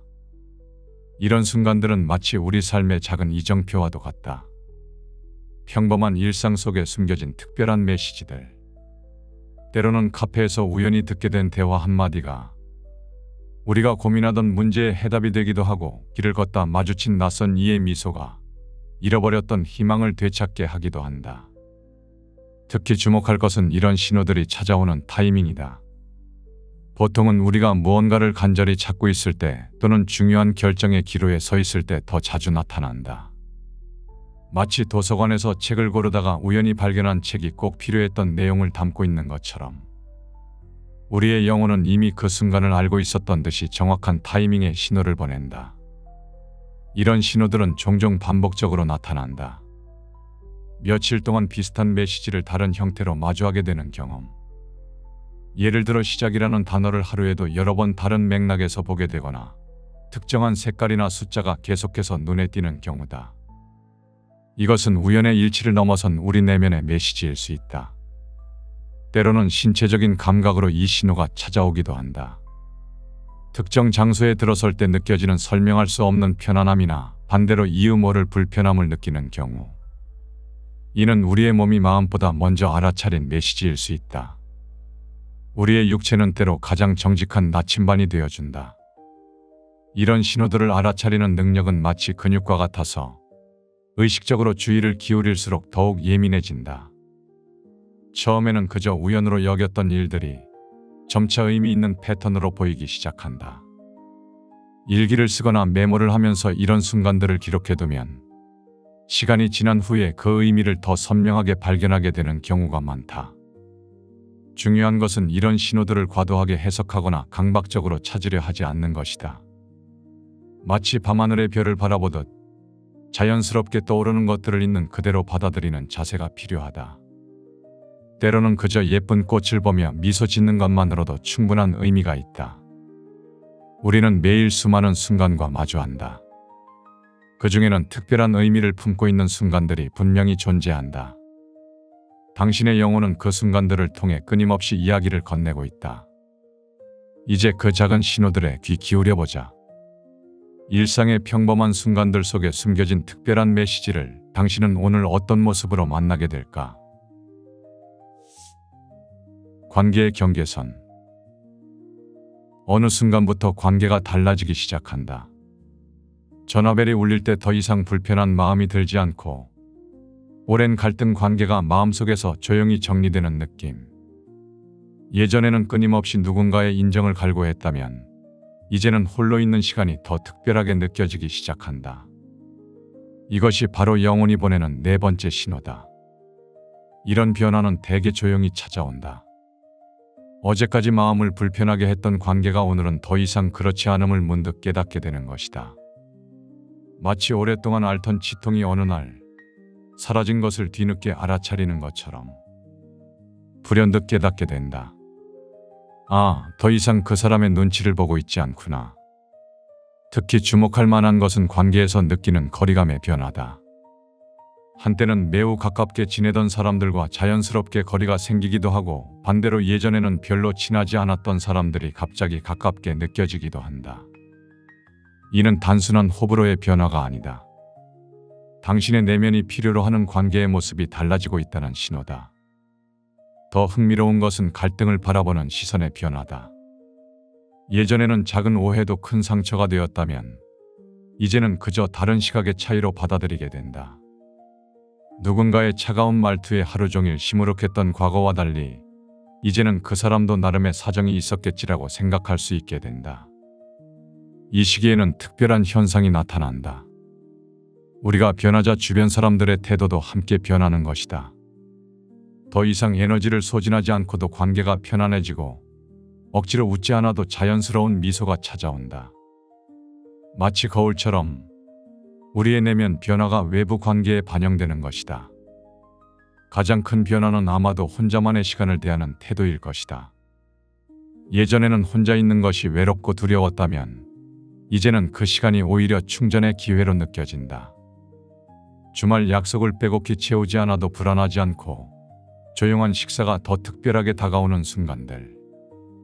이는 자신과의 관계가 건강해지고 있다는 증거다. 이러한 변화는 종종 죄책감을 동반하기도 한다. 이래도 될까 하는 의문이 들 수도 있다. 오랫동안 지켜온 관계의 패턴을 바꾸는 것이 이기적으로 느껴질 수도 있다. 하지만 이것은 자연스러운 과정이다. 마치 나무가 자라면서 오래된 잎을 떨구고 새 잎을 틔우는 것처럼 우리의 관계도 성장하면서 자연스럽게 변화하는 것이다. 당신의 영혼은 이제 더 진정성 있는 관계를 원하고 있다. 피상적인 만남보다는 깊이 있는 교류를, 많은 관계보다는 의미 있는 소수의 관계를 선호하게 되는 것. 이것은 결코 관계의 단절이 아닌 더 성숙한 관계로의 발전을 의미한다. 이제 당신의 내면이 그리는 새로운 관계의 지도가 어떤 모습인지 살펴보자. 어떤 관계가 당신에게 진정한 기쁨을 주는지, 어떤 만남이 당신의 영혼을 울리는지, 그 답은 이미 당신의 마음속에 있다. 용기 있는 선택. 변화의 마지막 신호는 가장 강렬하다. 더 이상 망설이지 않고 결단을 내리게 되는 순간이 찾아온다. 안정적인 직장을 그만두고 오랜 꿈을 찾아 나서거나 깊은 고민 끝에 새로운 도전을 시작하는 것. 때로는 오랫동안 미뤄왔던 작은 변화일 수도 있다. 매일 아침 30분 일찍 일어나 명상을 하기로 한 결심, 주말마다 꾸준히 글을 쓰기로 한 약속. 크든 작든 이런 결단의 순간들이 바로 영혼이 보내는 다섯 번째 신호다. 이 단계에 이르면 특별한 느낌이 찾아온다. 불안하면서도 이상하게 편안한, 두렵지만 어딘가 설레는 그런 감정. 마치 오랫동안 무거운 짐을 내려놓은 것처럼 홀가분하면서도 새로운 여행을 앞둔 여행자처럼 기대감이 가득한 상태. 이런 모순된 감정들이 공존하는 것이 바로 진정한 변화의 시작을 알리는 신호다. 흥미로운 것은 이 시기에 주변에서 일어나는 변화들이다. 마치 우리의 결심을 응원하듯 예상치 못한 도움이 찾아오기도 한다. 우연히 필요한 정보를 접하게 되거나 뜻밖의 좋은 자를 만나게 되는 경험. 때로는 작은 성공의 기쁨이, 때로는 실수를 통한 배움이 우리의 발걸음을 인도한다. 많은 사람들이 이런 순간에 망설인다. 지금이 적절한 때일까? 더 준비를 해야 하지 않을까 하는 생각들. 하지만 재미있는 것은 완벽한 때란 결코 오지 않는다는 점이다. 마치 기차를 탈 때 플랫폼과 열차 사이의 작은 틈을 뛰어넘어야 하는 것처럼 언제나 작은 도약이 필요하다. 이 시기에 우리는 종종 과거의 모습과 작별하게 된다. 더 이상 예전의 습관이나 생각에 얽매이지 않게 되는 것이다. 처음에는 이 변화가 낯설게 느껴질 수 있다. 마치 새 신발을 신은 것처럼 어색하고 불편할 수 있다. 하지만 한 걸음 한 걸음 내딛다 보면 그것이 자신에게 얼마나 잘 맞는 선택이었는지 깨닫게 된다. 특히 주목할 것은 이 변화가 반드시 거창한 것일 필요는 없다는 점이다. 매일 아침 일찍 일어나 일기를 쓰기 시작했다거나 오랫동안 미뤄왔던 취미를 다시 시작하는 것처럼 작은 실천도 충분히 의미가 있다. 때로는 이런 작은 변화들이 모여 인생의 큰 전환점이 되기도 한다. 이 과정에서 실패를 두려워할 필요는 없다. 실패는 단순한 실수가 아닌 더 나은 방향을 찾아가는 나침반이 되어준다. 처음 자전거를 배울 때 넘어지는 것이 자연스러운 것처럼 새로운 길을 걸을 때의 작은 실수들은 오히려 우리를 더 단단하게 만든다. 당신의 영혼은 이미 알고 있다. 지금이 바로 그 순간이라는 것을. 더 이상 망설이지 않고 한 걸음을 내디딜 때라는 것을. 두려움이 완전히 사라질 때까지 기다릴 필요는 없다. 때로는 두려움을 아는 채로 전진하는 것, 그것이 바로 진정한 용기다. 이제 당신의 내면이 이끄는 방향으로 한 걸음 내딛어 보자. 그 한 걸음이 어떤 결과를 가져올지는 아무도 모른다. 하지만 한 가지 확실한 것은 그 걸음이 당신을 더 진정한 자신에게로 이끌 것이라는 점이다. 영상의 일부 내용은 책 달라이라마 행복론과 지식의 서재 개인 견해를 담았다. 지금까지 우리는 영혼이 보내는 5가지 신호에 대해 이야기했다. 어쩌면 이 이야기를 듣는 동안 당신은 이미 이런 신호들을 경험하고 있었을지도 모른다. 아침에 일어나 창밖을 바라보며 문득 느낀 설렘, 퇴근길에 스친 낯선 깨달음, 혹은 지금 이 순간 당신의 마음 한켠에서 일어나는 작은 떨림까지. 이런 신호들은 결코 우연이 아니다. 우리의 영혼은 늘 우리가 생각하는 것보다 더 큰 지혜를 품고 있다. 다만 우리가 그동안 너무 바빠서 혹은 두려워서 그 목소리를 외면해 왔을 뿐이다. 하지만 이제는 알고 있다. 당신의 영혼이 얼마나 아름다운 변화를 준비하고 있는지, 그리고 그 변화가 얼마나 자연스럽고 필연적인 것인지. 때로는 불안하고 때로는 두렵겠지만 그것마저도 이 여정의 소중한 일부다. 이제 당신의 영혼이 보내는 신호에 귀 기울여 보자. 그리고 기억하자. 당신은 이미 충분히 준비되어 있다는 것을. 당신의 여정은 바로 지금, 이 순간부터 더욱 아름답게 빛나기 시작할 것이다. 고난은 왜 우리에게 찾아오는가? 삶이 던지는 이 잔인한 질문 앞에서 우리는 얼마나 오래 몸부림쳐야 하는가? 모든 고난에는 이유가 있다고들 말한다. 하지만 그 이유는 우리를 시험하기 위한 것일까? 아니면 더 깊은 성장으로 이끄는 여정일까? 어쩌면 고난은 단순한 고통이 아니라 더 나은 삶으로의 초대일지도 모른다. 당신은 지금 무언가 달라지고 있다는 미묘한 감각을 느끼고 있는가? 무겁게 짓눌리던 마음 한편에서 서서히 가벼워지는 기분이 들진 않는가? 어두운 터널 끝에서 스며드는 빗줄기처럼 희미하지만 확실한 변화를 감지하고 있는가? 오늘 우리는 당신의 고난이 끝나가고 있다는 5가지 강렬한 신호를 탐구할 것이다. 이 신호는 단순히 당신의 삶이 나아지기 시작했음을 말하는 것이 아니다. 그것은 당신이 새로운 국면에 도달했다는 우주의 속삭임이다. 지금부터 당신의 내면을 깨우고 새로운 문을 열어줄 시간을 시작하자.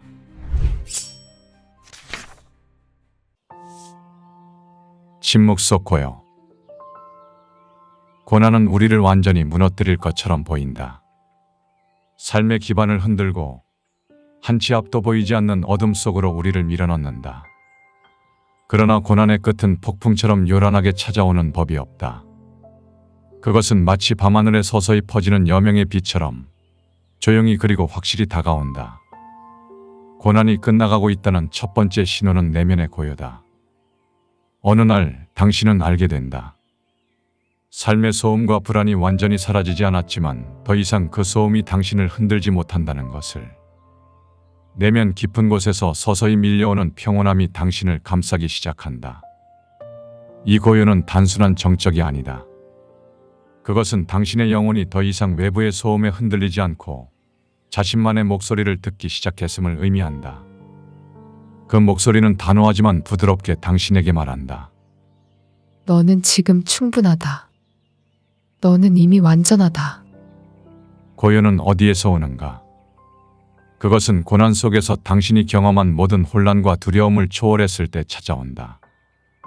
삶의 소음이 아닌 내면의 침묵 속에서 드러나는 이 고요는 단순한 감정의 변화가 아니다. 그것은 당신이 고난을 통해 얻은 깨달음의 결과이며 더 이상 두려움에 지배되지 않는 자유의 상태다. 내면의 고요는 종종 외부의 변화와 함께 나타난다. 과거에는 당신을 불안하게 만들던 상황들이 이제는 더 이상 당신을 흔들지 않는다. 삶은 여전히 혼란스럽고 예측할 수 없지만 당신은 그것을 이전처럼 두려워하지 않는다. 고요 속에서 당신은 삶의 진정한 본질을 이해하게 된다.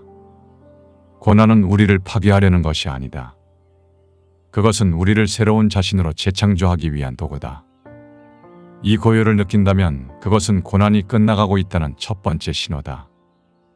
이제 당신은 폭풍우를 견뎌낸 후에 잔잔한 바다 위에 서 있다.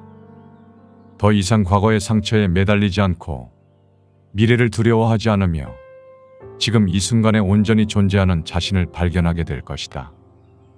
그리고 이 고요 속에서 당신은 비로소 진정한 자유의 첫 발걸음을 내딛는다. 우연을 가장한 필연. 삶은 종종 우연처럼 보이는 순간들로 가득하다. 하지만 고난이 끝나가고 있다는 두 번째 신호는 바로 이 우연 속에 숨겨진 필연에서 시작된다. 어느 날 당신은 문득 사소한 순간에 멈춰선다. 오랫동안 잊고 있던 책 한 권을 우연히 꺼내든다. 그 속에 담긴 단 한 문장이 당신의 마음에 불을 붙인다. 길을 걷다 스쳐 지나가는 누군가의 말이 오랫동안 잠들어 있던 당신의 열망을 깨운다. 그 순간 당신은 깨닫는다. 이것이 단순한 우연이 아니라 고난 속에서 당신을 준비시키기 위한 삶의 필연적 메시지였음을. 우리는 고난 속에서 종종 질문한다. 왜 지금 이 순간에 이런 일이 일어나는가? 왜 내가 이 메시지를 받는가? 그러나 삶은 항상 그 답을 준비하고 있었다. 우연처럼 보였던 모든 일들은 사실 당신을 이끄는 안내자였다. 고난 속에서 우리는 길을 잃고 방황한다. 삶의 소음과 혼란 속에서 어디로 가야 할지, 무엇을 해야 할지 알 수 없는 채로 머문다. 그러나 고난이 끝나가는 시점, 당신은 스스로에게 이렇게 묻게 된다. 이 순간이 나에게 무엇을 말하고 있는가? 길가에서 본 낯선 풍경, 흐릿한 하늘 위의 구름, 누군가와의 짧은 대화조차도 이제는 다르게 느껴진다.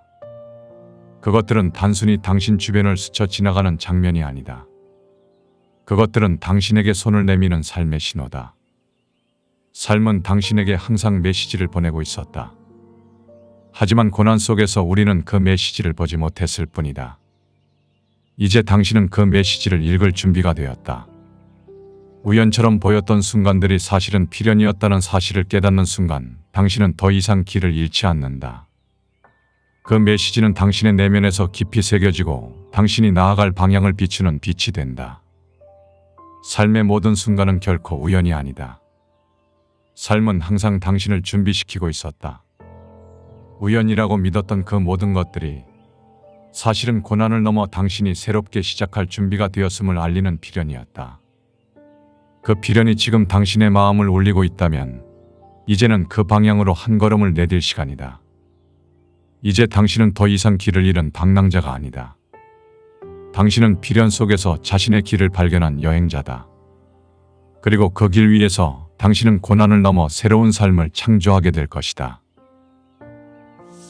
무의식이 건네는 대화. 고난이 끝나갈 무렵 당신은 깨어있는 시간만이 아닌 잠든 시간 속에서도 신호를 받기 시작한다. 무의식은 당신에게 말을 걸기 시작한다. 그것은 낮 동안 의식적으로 외면했던 질문들, 억눌려 있던 감정들, 그리고 고난 속에서 길을 잃었던 당신의 영혼이 깨어나 보내는 강렬한 메시지다. 꿈은 단순히 무작위적인 이미지의 나열이 아니다. 그것은 당신이 현실 속에서 외면했던 모든 것들과의 대화다. 그리고 고난이 끝나가는 시점, 그 꿈은 점점 더 선명하고 강렬하게 당신에게 말을 걸어온다. 어느 날 당신은 꿈속에서 긴 터널을 걷고 있다. 터널의 끝에서 밝게 빛나는 문이 보인다. 그 문을 열었을 때 당신은 찬란하게 빛나는 공간 속에 서 있는 자신을 발견한다. 이건 단지 아름다운 장면이 아니다. 당신이 고난 속에서 마침내 도달한 새로운 의식의 시작을 상징한다. 무의식은 꿈이라는 언어를 통해 당신에게 메시지를 전한다. 단순히 과거의 상처를 회상하거나 미래의 불안을 재현하는 것이 아니다. 당신이 고난 속에서 얻은 모든 교훈을 다시 조명하고 새로운 길로 나아가게 한다. 그 길 위에서 당신은 스스로에게 묻게 된다. 이 빛은 무엇을 의미하는가? 내가 이 빛을 향해 걸어가야 할 이유는 무엇인가? 무의식의 메시지는 종종 현실 속에서 당신의 직관으로 나타난다. 꿈속에서 느꼈던 감각이 깨어난 하루 속에서도 반복된다. 어떤 이는 그것을 단순한 우연이라고 생각할지 모른다. 그러나 그것은 결코 우연이 아니다. 무의식이 계속해서 당신과 연결을 유지하며 당신이 새로운 방향으로 나아갈 수 있도록 돕고 있다는 증거다. 이 신호를 무시하지 말라. 꿈속에서 그리고 현실 속에서 반복적으로 나타나는 메시지는 단순한 환상이 아니다. 그것은 당신이 오랜 고난을 마치고 새로운 삶의 문턱에 서 있음을 알려준다. 당신의 내면 깊숙이 자리 잡고 있는 영혼의 목소리다. 무의식의 대화는 끝없는 질문이 아니다. 당신이 그동안 무의식적으로 외면했던 모든 것들과의 화해다. 그 화해 속에서 당신은 더 이상 고난의 피해자가 아니다. 당신은 그 고난을 통해 성장한 창조자가 되었다. 꿈속에서 들은 메시지가 선명하다면 그것은 당신의 영혼이 깨어났다는 증거다. 무의식이 건네는 이 대화 속에서 당신은 고난을 넘어선 진정한 자신을 만나게 될 것이다. 새로운 질서. 고난은 단순히 우리의 내면만을 흔드는 것이 아니다. 삶의 균형이 깨질 때 우리는 종종 주변 관계에서도 혼란을 경험하게 된다. 하지만 고난이 끝나가는 시점, 당신은 관계 속에서 놀라운 변화를 경험하게 된다. 그것은 단순히 관계를 정리하는 것이 아니라 새로운 질서를 만들어가는 과정이다. 고난 속에서 우리는 종종 타인의 기대와 요구에 휘둘리며 자신을 잃는다. 스스로의 감정을 억누르고 타인을 위해 희생하거나 불필요한 갈등 속에서 소모되곤 한다. 그러나 고난이 끝나갈 무렵 당신은 이러한 관계의 무게를 내려놓기 시작한다. 더 이상 자신을 소모시키는 관계에 매달리지 않으며 당신의 에너지를 존중하는 사람들과의 연결이 강화된다. 이 변화는 갑작스럽게 찾아오는 것이 아니다. 그것은 고난 속에서 당신이 경험한 내면적 성숙에서 비롯된다. 스스로를 존중하는 법을 배우고 자신만의 경계를 설정하는 능력을 갖게 되면서 관계도 변화하기 시작한다. 어느 날 당신은 문득 깨닫는다. 오랫동안 자신을 괴롭히던 관계의 갈등이 이제 더 이상 당신을 흔들지 않는다는 것을. 한때 당신에게 상처를 주었던 사람들의 말도 더 이상 아프지 않다는 것을. 그것은 당신이 관계의 중심을 자신에게로 옮겼기 때문이다. 당신은 더 이상 모든 관계를 붙잡고 있을 필요가 없으며 모든 사람을 만족시켜야 한다는 부담도 느끼지 않는다. 필요 없는 관계가 떠나간 자리는 새로운 공간으로 채워진다. 그 공간에는 당신의 가치를 존중하고 함께 성장할 수 있는 사람들이 자리 잡는다. 그들은 당신과 진정으로 연결된 사람들이며 당신을 소모시키는 대신 당신의 에너지를 북돋운다. 이 새로운 질서는 단순히 외부에서 일어나는 변화가 아니다. 그것은 당신의 내면에서 시작된 것이다. 당신이 스스로를 존중하기 시작한 순간 세상도 당신을 존중하기 시작했다. 이것은 단순한 관계의 정리가 아니라 당신의 삶의 새로운 질서를 만들어가는 과정이다. 고난은 우리에게 단순히 아픔을 주는 것이 아니다. 그것은 우리에게 새로운 선택을 가능하게 한다. 더 이상 자신을 타인에게 맞추는 대신 당신은 관계의 중심에 서게 되었다. 당신의 선택이 곧 관계의 형태를 결정하며 그 질서가 당신의 삶을 새로운 차원으로 이끌게 될 것이다. 이제 당신의 곁에는 당신을 이해하고 함께 걸어갈 사람들이 있을 것이다. 자신과의 화해. 고난이 끝나가는 순간 가장 강렬한 신호는 바로 자신과의 화해다. 고난 속에서 우리는 종종 스스로를 원망하며 자신의 부족함을 탓하곤 한다. 하지만 고난의 끝에 이르면 당신은 깨닫는다. 스스로를 바라보는 시선이 달라졌음을. 그것은 더 이상 자기 비난이 아니라 자기 이해로 바뀌어 있음을. 어느 날 당신은 문득 깨닫는다. 그동안 자신을 괴롭혀왔던 문제들이 이제 더 이상 당신을 무너뜨리지 않는다는 것을. 그 문제들은 당신을 아프게 했지만 동시에 당신을 성장시켰다.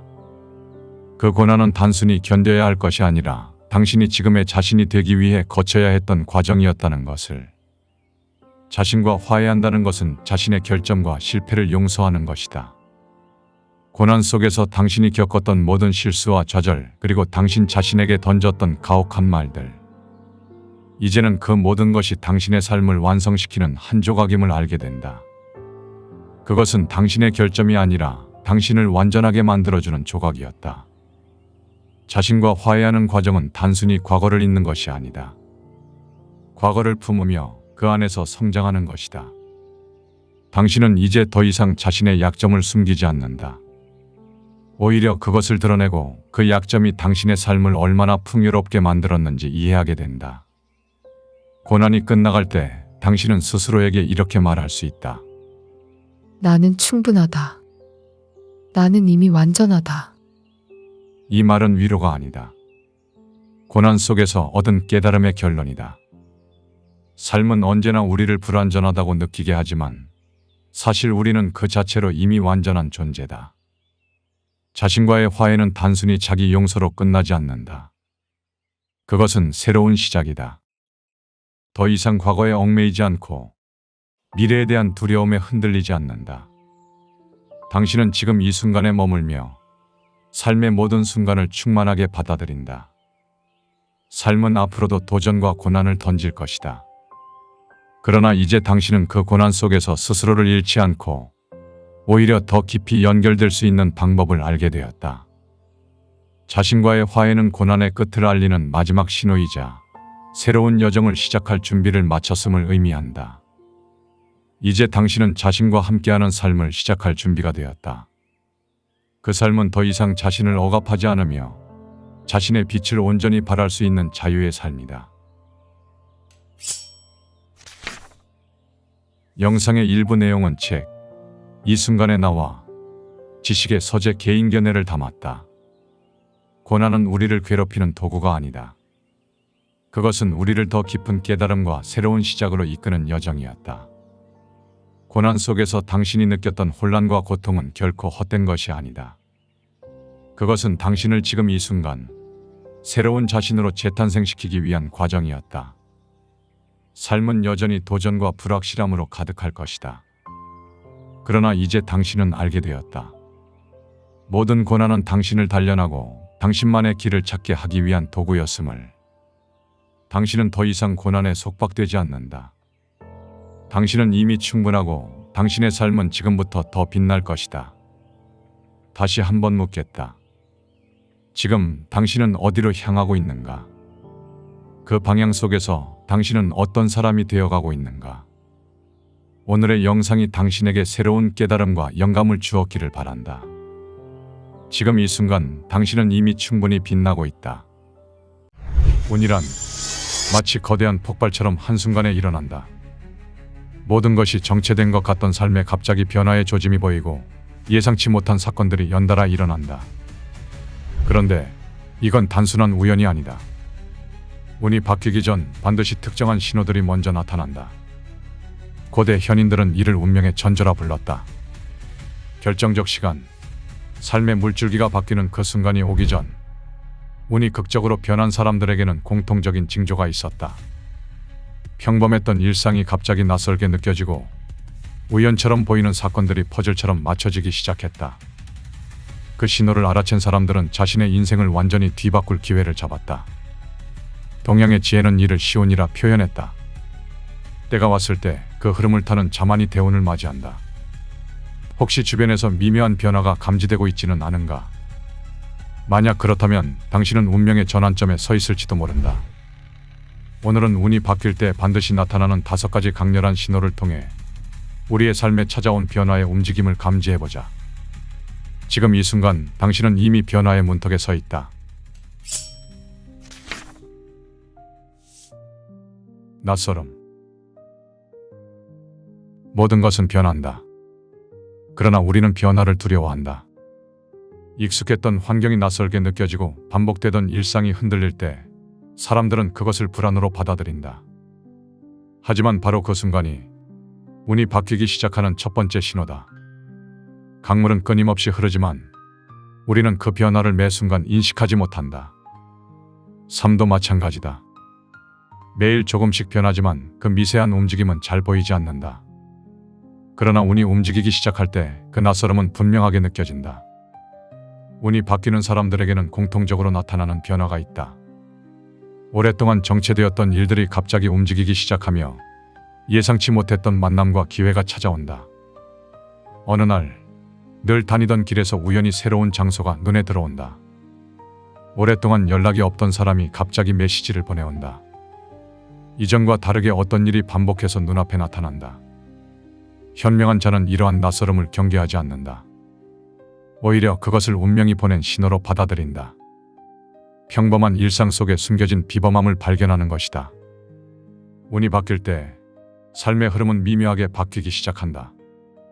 눈에 보이지 않는 힘이 작용하며 평소에는 관심도 없던 정보가 갑자기 자꾸 눈에 띄고 특정한 사람이나 기회가 연달아 나타난다.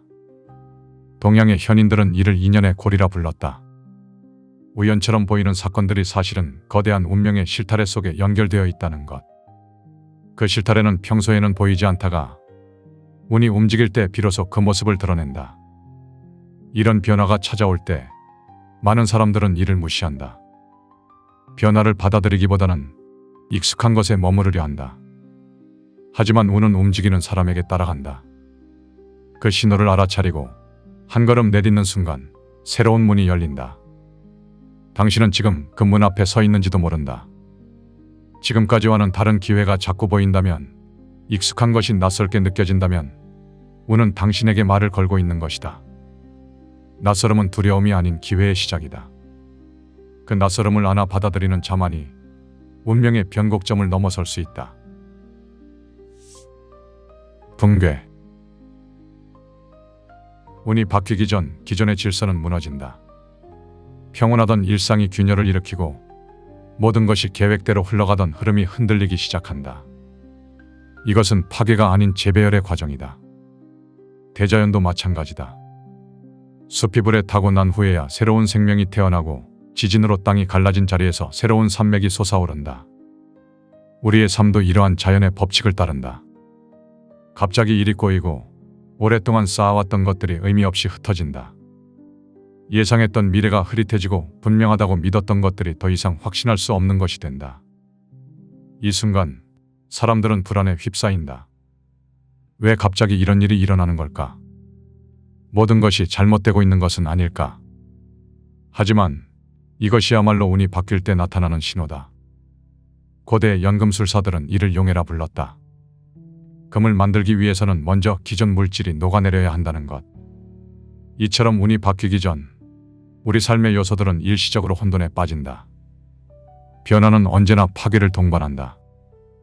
낡은 것이 사라져야 새로운 것이 들어올 공간이 생긴다. 그 과정에서 삶의 균형은 일시적으로 무너진다. 그러나 이것은 단순한 무너짐이 아니라 더 큰 흐름 속에서 새로운 질서가 탄생하는 순간이다. 동양의 철학에서는 이를 혼돈의 미라 표현한다. 무질서처럼 보이는 것 속에 더 높은 차원의 질서가 숨어 있다는 것.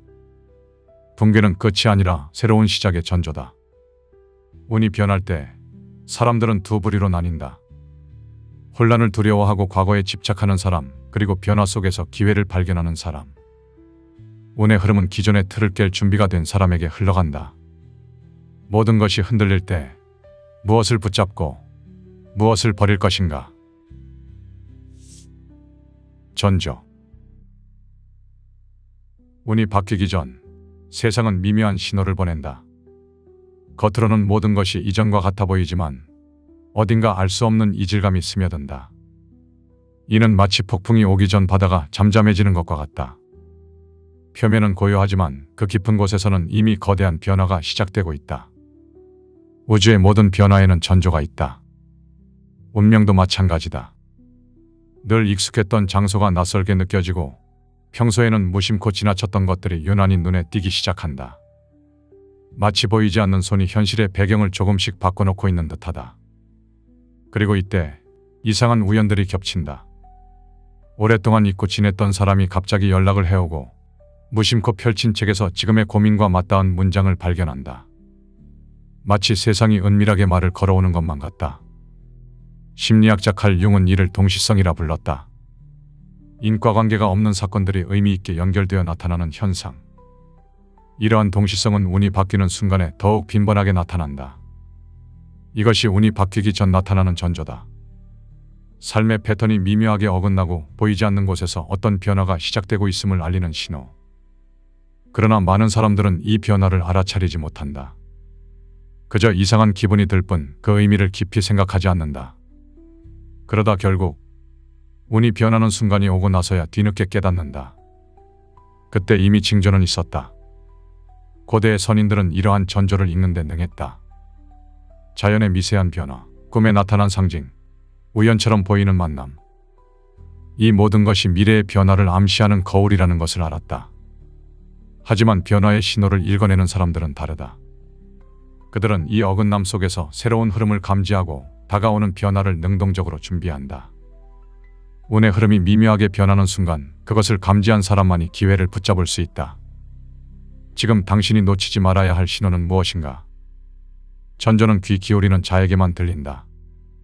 눈을 크게 뜨고 세상의 작은 변화를 민감하게 받아들이는 사람만이 운명이 보내는 미묘한 신호를 읽어낼 수 있다. 전환. 운이 바뀌는 순간 삶은 강렬한 전환점을 맞이한다. 이전까지는 작은 신호들만 감지되던 것이 이제는 확실한 변화로 모습을 드러낸다. 이것은 인생의 중대한 갈림길이다. 마치 긴 여정에서 정상에 올라 새로운 풍경을 마주하는 순간과도 같다. 지나온 길과 앞으로의 길이 한눈에 들어오는 고지에 선 것이다. 무언가 결심을 해야 할 때가 온 것이다. 이때 삶은 우리를 선택의 기로에 세운다. 낡은 길을 고수할 것인가? 아니면 새로운 길을 열 것인가? 이전까지와는 다른 선택지가 눈앞에 나타나며 그것을 붙잡느냐 놓치느냐에 따라 운명의 방향이 달라진다. 동양에서는 이를 천시라 불렀다. 하늘이 열어준 기회의 순간, 천년에 한 번 오는 변화의 시간. 이 순간을 붙잡는 것이 인생의 대운을 결정한다. 이 과정에서 예상치 못한 만남이 찾아오기도 한다. 어느 날 우연히 마주친 사람이 앞으로의 인생에 커다란 영향을 미칠지도 모른다. 어떤 제안이 들어오거나 뜻밖의 기회가 생기기도 한다. 역사적 인물들의 삶을 살펴보면 이러한 전환점이 분명히 드러난다. 한순간의 결정, 우연한 만남, 과감한 선택이 그들의 운명을 완전히 바꿔놓은 것을 볼 수 있다. 그러나 이 순간은 동시에 가장 혼란스러운 시기이기도 하다. 변화를 맞이하는 것이 두렵고 한 걸음 내디디는 것이 부담스럽다. 익숙한 세계는 여전히 우리를 붙잡고 새로운 문 앞에서 주저하게 된다. 누군가는 말한다. 성장은 늘 불편함을 동반한다고. 안락한 틀을 벗어나는 과정 없이는 어떠한 도약도 있을 수 없다. 전환점에서의 불안함은 새로운 세계로 가는 통과 의례와도 같다. 그러나 기억해야 한다. 운은 망설이는 자를 기다려주지 않는다. 운이 바뀌는 이 전환의 순간 과감하게 나아간 사람만이 자신에게 온 흐름을 붙잡을 수 있다. 운은 망설이는 자를 기다려주지 않는다. 변화의 흐름을 감지했다면 이제 선택해야 한다. 과거로 남을 것인가? 새로운 흐름에 올라탈 것인가? 전환점에서의 용기는 운명을 바꾸는 열쇠다. 그 열쇠를 손에 쥐고 앞으로 나아가는 자만이 자신을 기다리고 있는 새로운 세계의 문을 열 수 있다. 폭발. 운이 바뀌는 마지막 순간, 그 변화는 마치 긴장 속에 고여있던 물이 한순간에 터지는 것처럼 일어난다. 어떤 이들은 이 순간을 운명의 시간이라 부른다. 이것은 마치 연금술의 완성과도 같다. 긴 준비와 인내의 시간을 거쳐 마침내 금이 만들어지는 순간, 모든 요소가 하나로 융합되어 전혀 새로운 차원으로 도약하는 것이다. 오랫동안 정체되어 있던 흐름이 마치 기다렸다는 듯이 순식간에 방향을 틀며 움직이기 시작한다. 이전까지는 아무 일도 없었던 것처럼 보이던 삶이 어느 순간부터 거대한 도미노처럼 연달아 반응하기 시작한다. 동양의 고전에서는 이를 물이 제방을 넘는 순간이라 표현했다. 오랜 시간 조금씩 쌓이던 물이 마침내 그 한계를 넘어 거대한 물결이 되어 흘러가는 것과 같다. 이것이 바로 운이 폭발하는 순간이다. 운이 바뀌는 사람들은 이 순간을 직감적으로 안다. 모든 것이 마치 예정된 것처럼 흘러가고 길이 갑자기 뚫리는 듯한 느낌이 든다. 고대 그리스인들은 이 순간을 에피판이라 불렀다. 갑작스러운 깨달음, 모든 것이 명확해지는 계시의 순간. 마치 안개가 걷히고 태양이 떠오르듯 삶의 방향이 선명해진다. 이 변화가 시작될 때 사람들은 두 가지 반응을 보인다. 기회를 알아차리고 파도를 타는 사람과 두려움에 머물러 기회를 놓치는 사람. 운이 폭발할 때 그것을 잡을 준비가 된 사람만이 그 흐름을 자신의 것으로 만들 수 있다.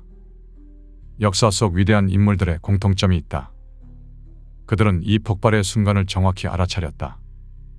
다른 이들이 혼란스러워할 때 그들은 그 흐름에 자신을 맡겼다.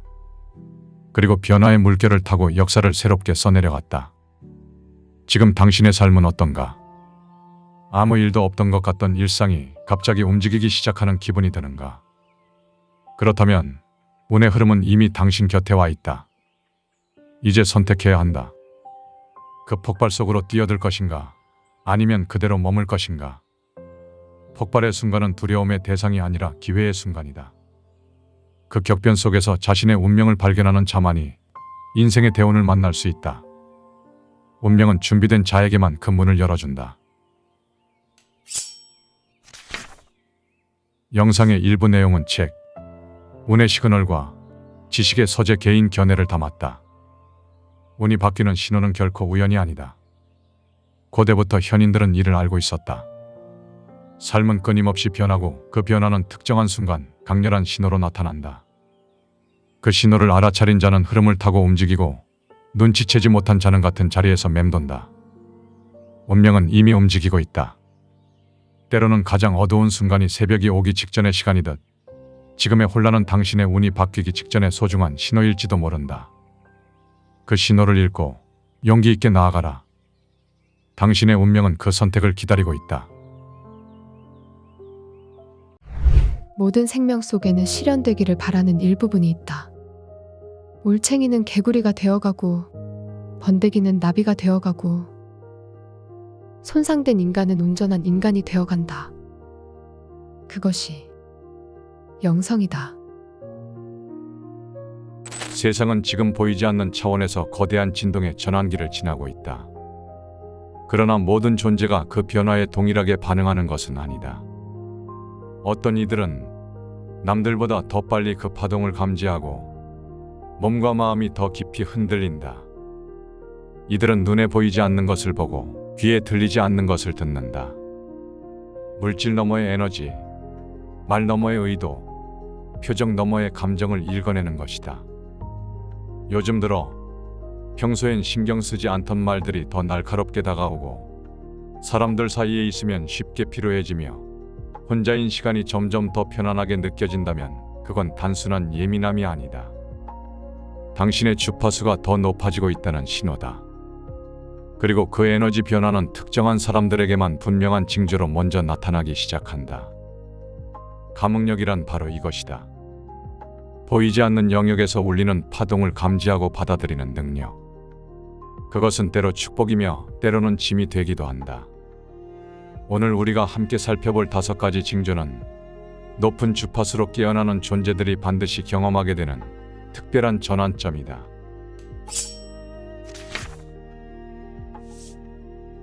변성. 삶이 어딘가 낯설게 느껴지기 시작한다. 예전엔 자연스럽게 굴러가던 일들이 갑자기 벽에 부딪히고 익숙했던 감정들이 더 이상 올라오지 않는다. 의욕은 줄고 관계는 느슨해지며 자신조차도 어색하게 느껴지는 시기. 미세한 불편함이 일상 속으로 스며든다. 아침에 눈을 뜰 때 느껴지는 막연한 이질감, 한때 좋아하던 음식에서 느껴지는 싱거움, 소중했던 관계에서 문득 느껴지는 공허함.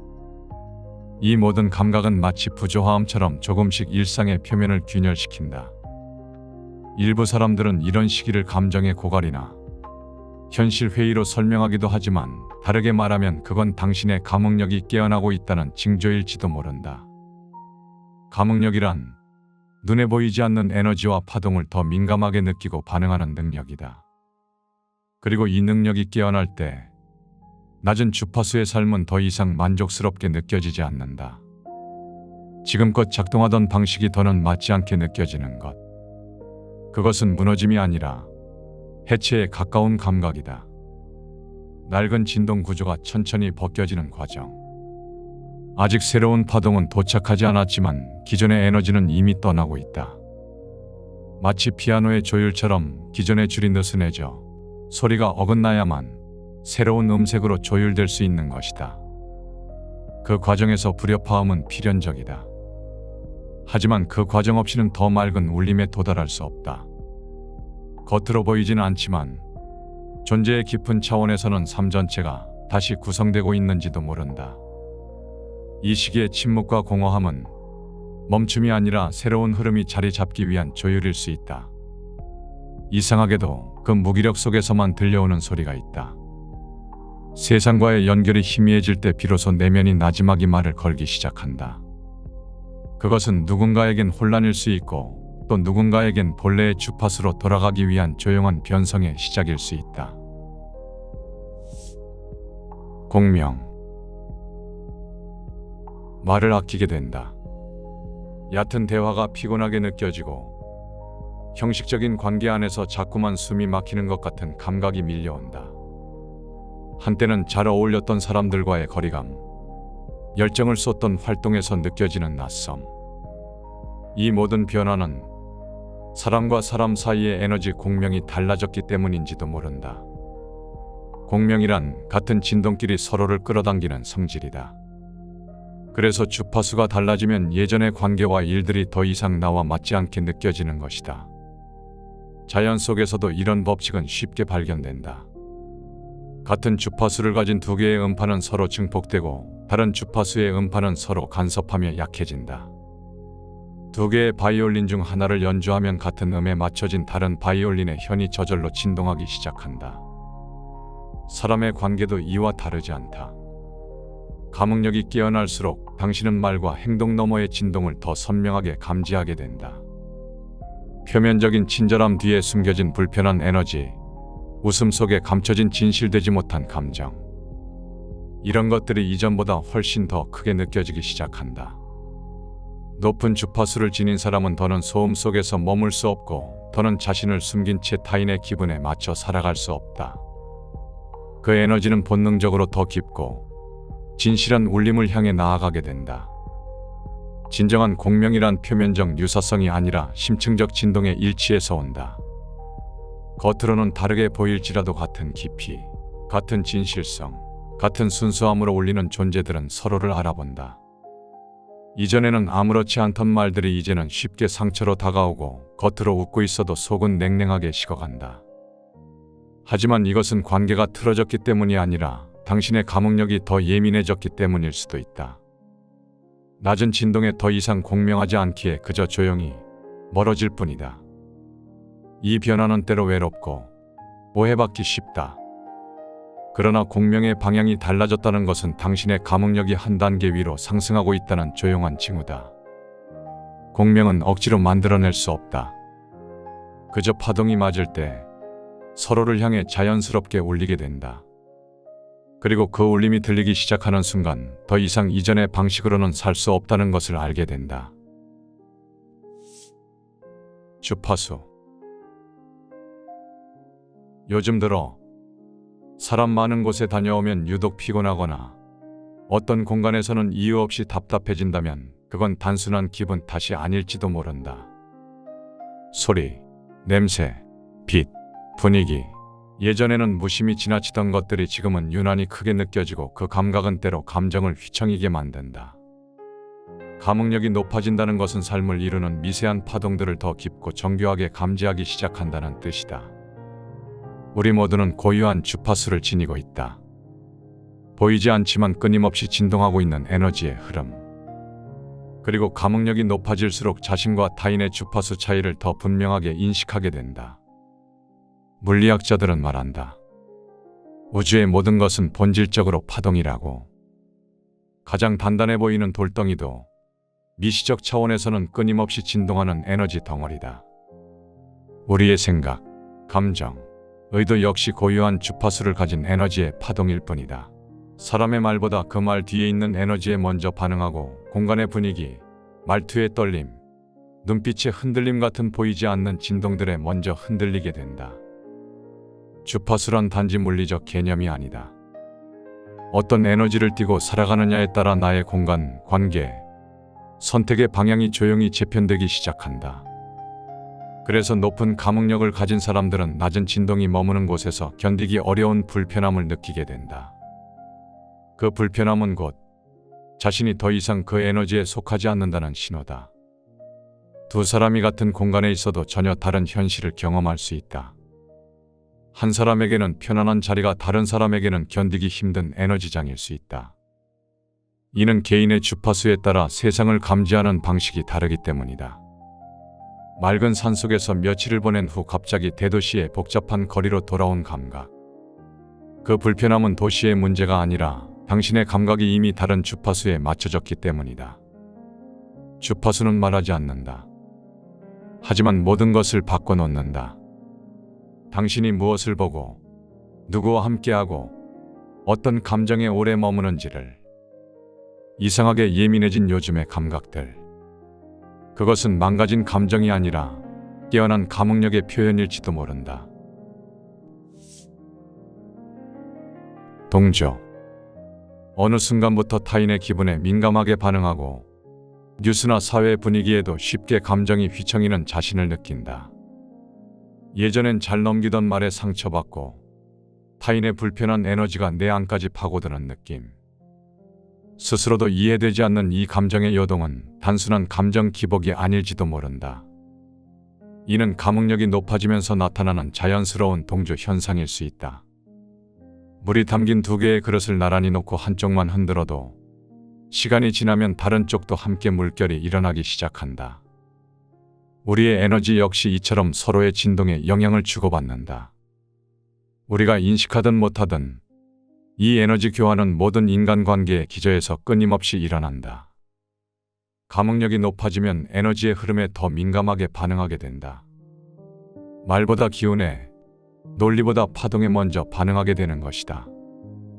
물이 서로의 움직임에 영향을 주듯 인간의 에너지도 서로에게 영향을 미친다. 감흥력이 높아질수록 이 상호작용은 더욱 선명하게 느껴진다.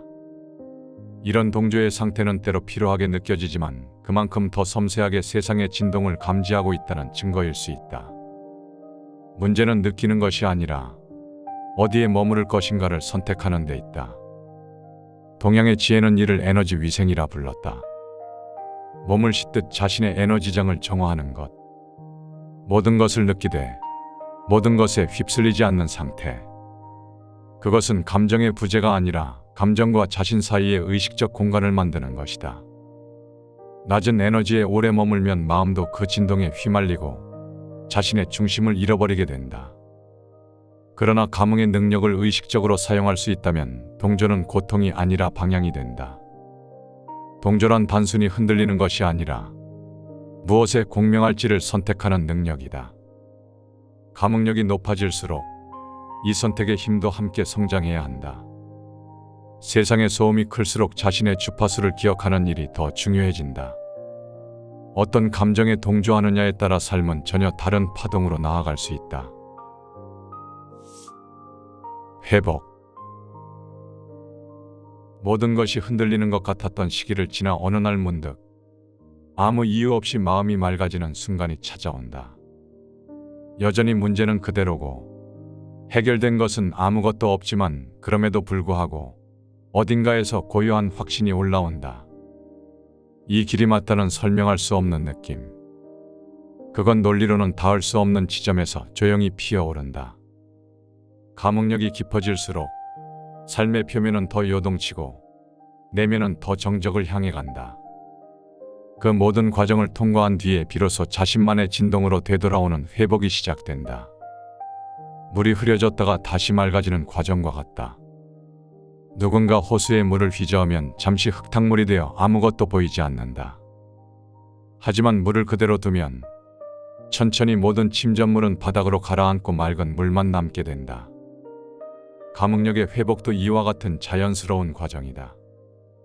이 회복은 단순한 감정의 안정이 아니라 감흥력의 성숙이다. 타인의 에너지를 지나치게 받아들이던 감각은 점차 분별을 배우고 과잉된 감흥은 통찰로 정제된다. 감흥력이 진정으로 깨어난다는 것은 모든 것을 다 느끼되 모든 것에 휘둘리지 않는 상태에 도달하는 것이다. 이는 무감각해지는 것이 아니라 더 깊은 차원에서 진동을 감지하게 되는 것이다. 그러고 나면 예전과 똑같은 일상 속에서도 다르게 반응하는 자신을 보게 된다. 덜 흔들리고 덜 매달리고 더 깊고 단단한 무언가가 내면을 지탱하고 있다는 느낌. 마치 악기가 제 음을 찾은 것처럼 당신의 존재도 본래의 진동 언어를 회복한다.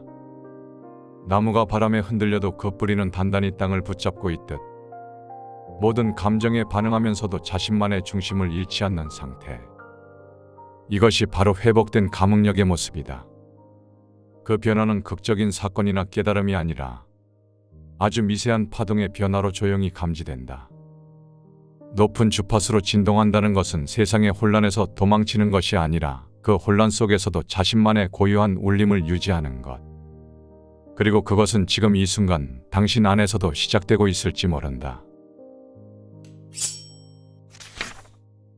영상의 일부 내용은 책 감흥력과 지식의 서재 개인 견해를 담았다.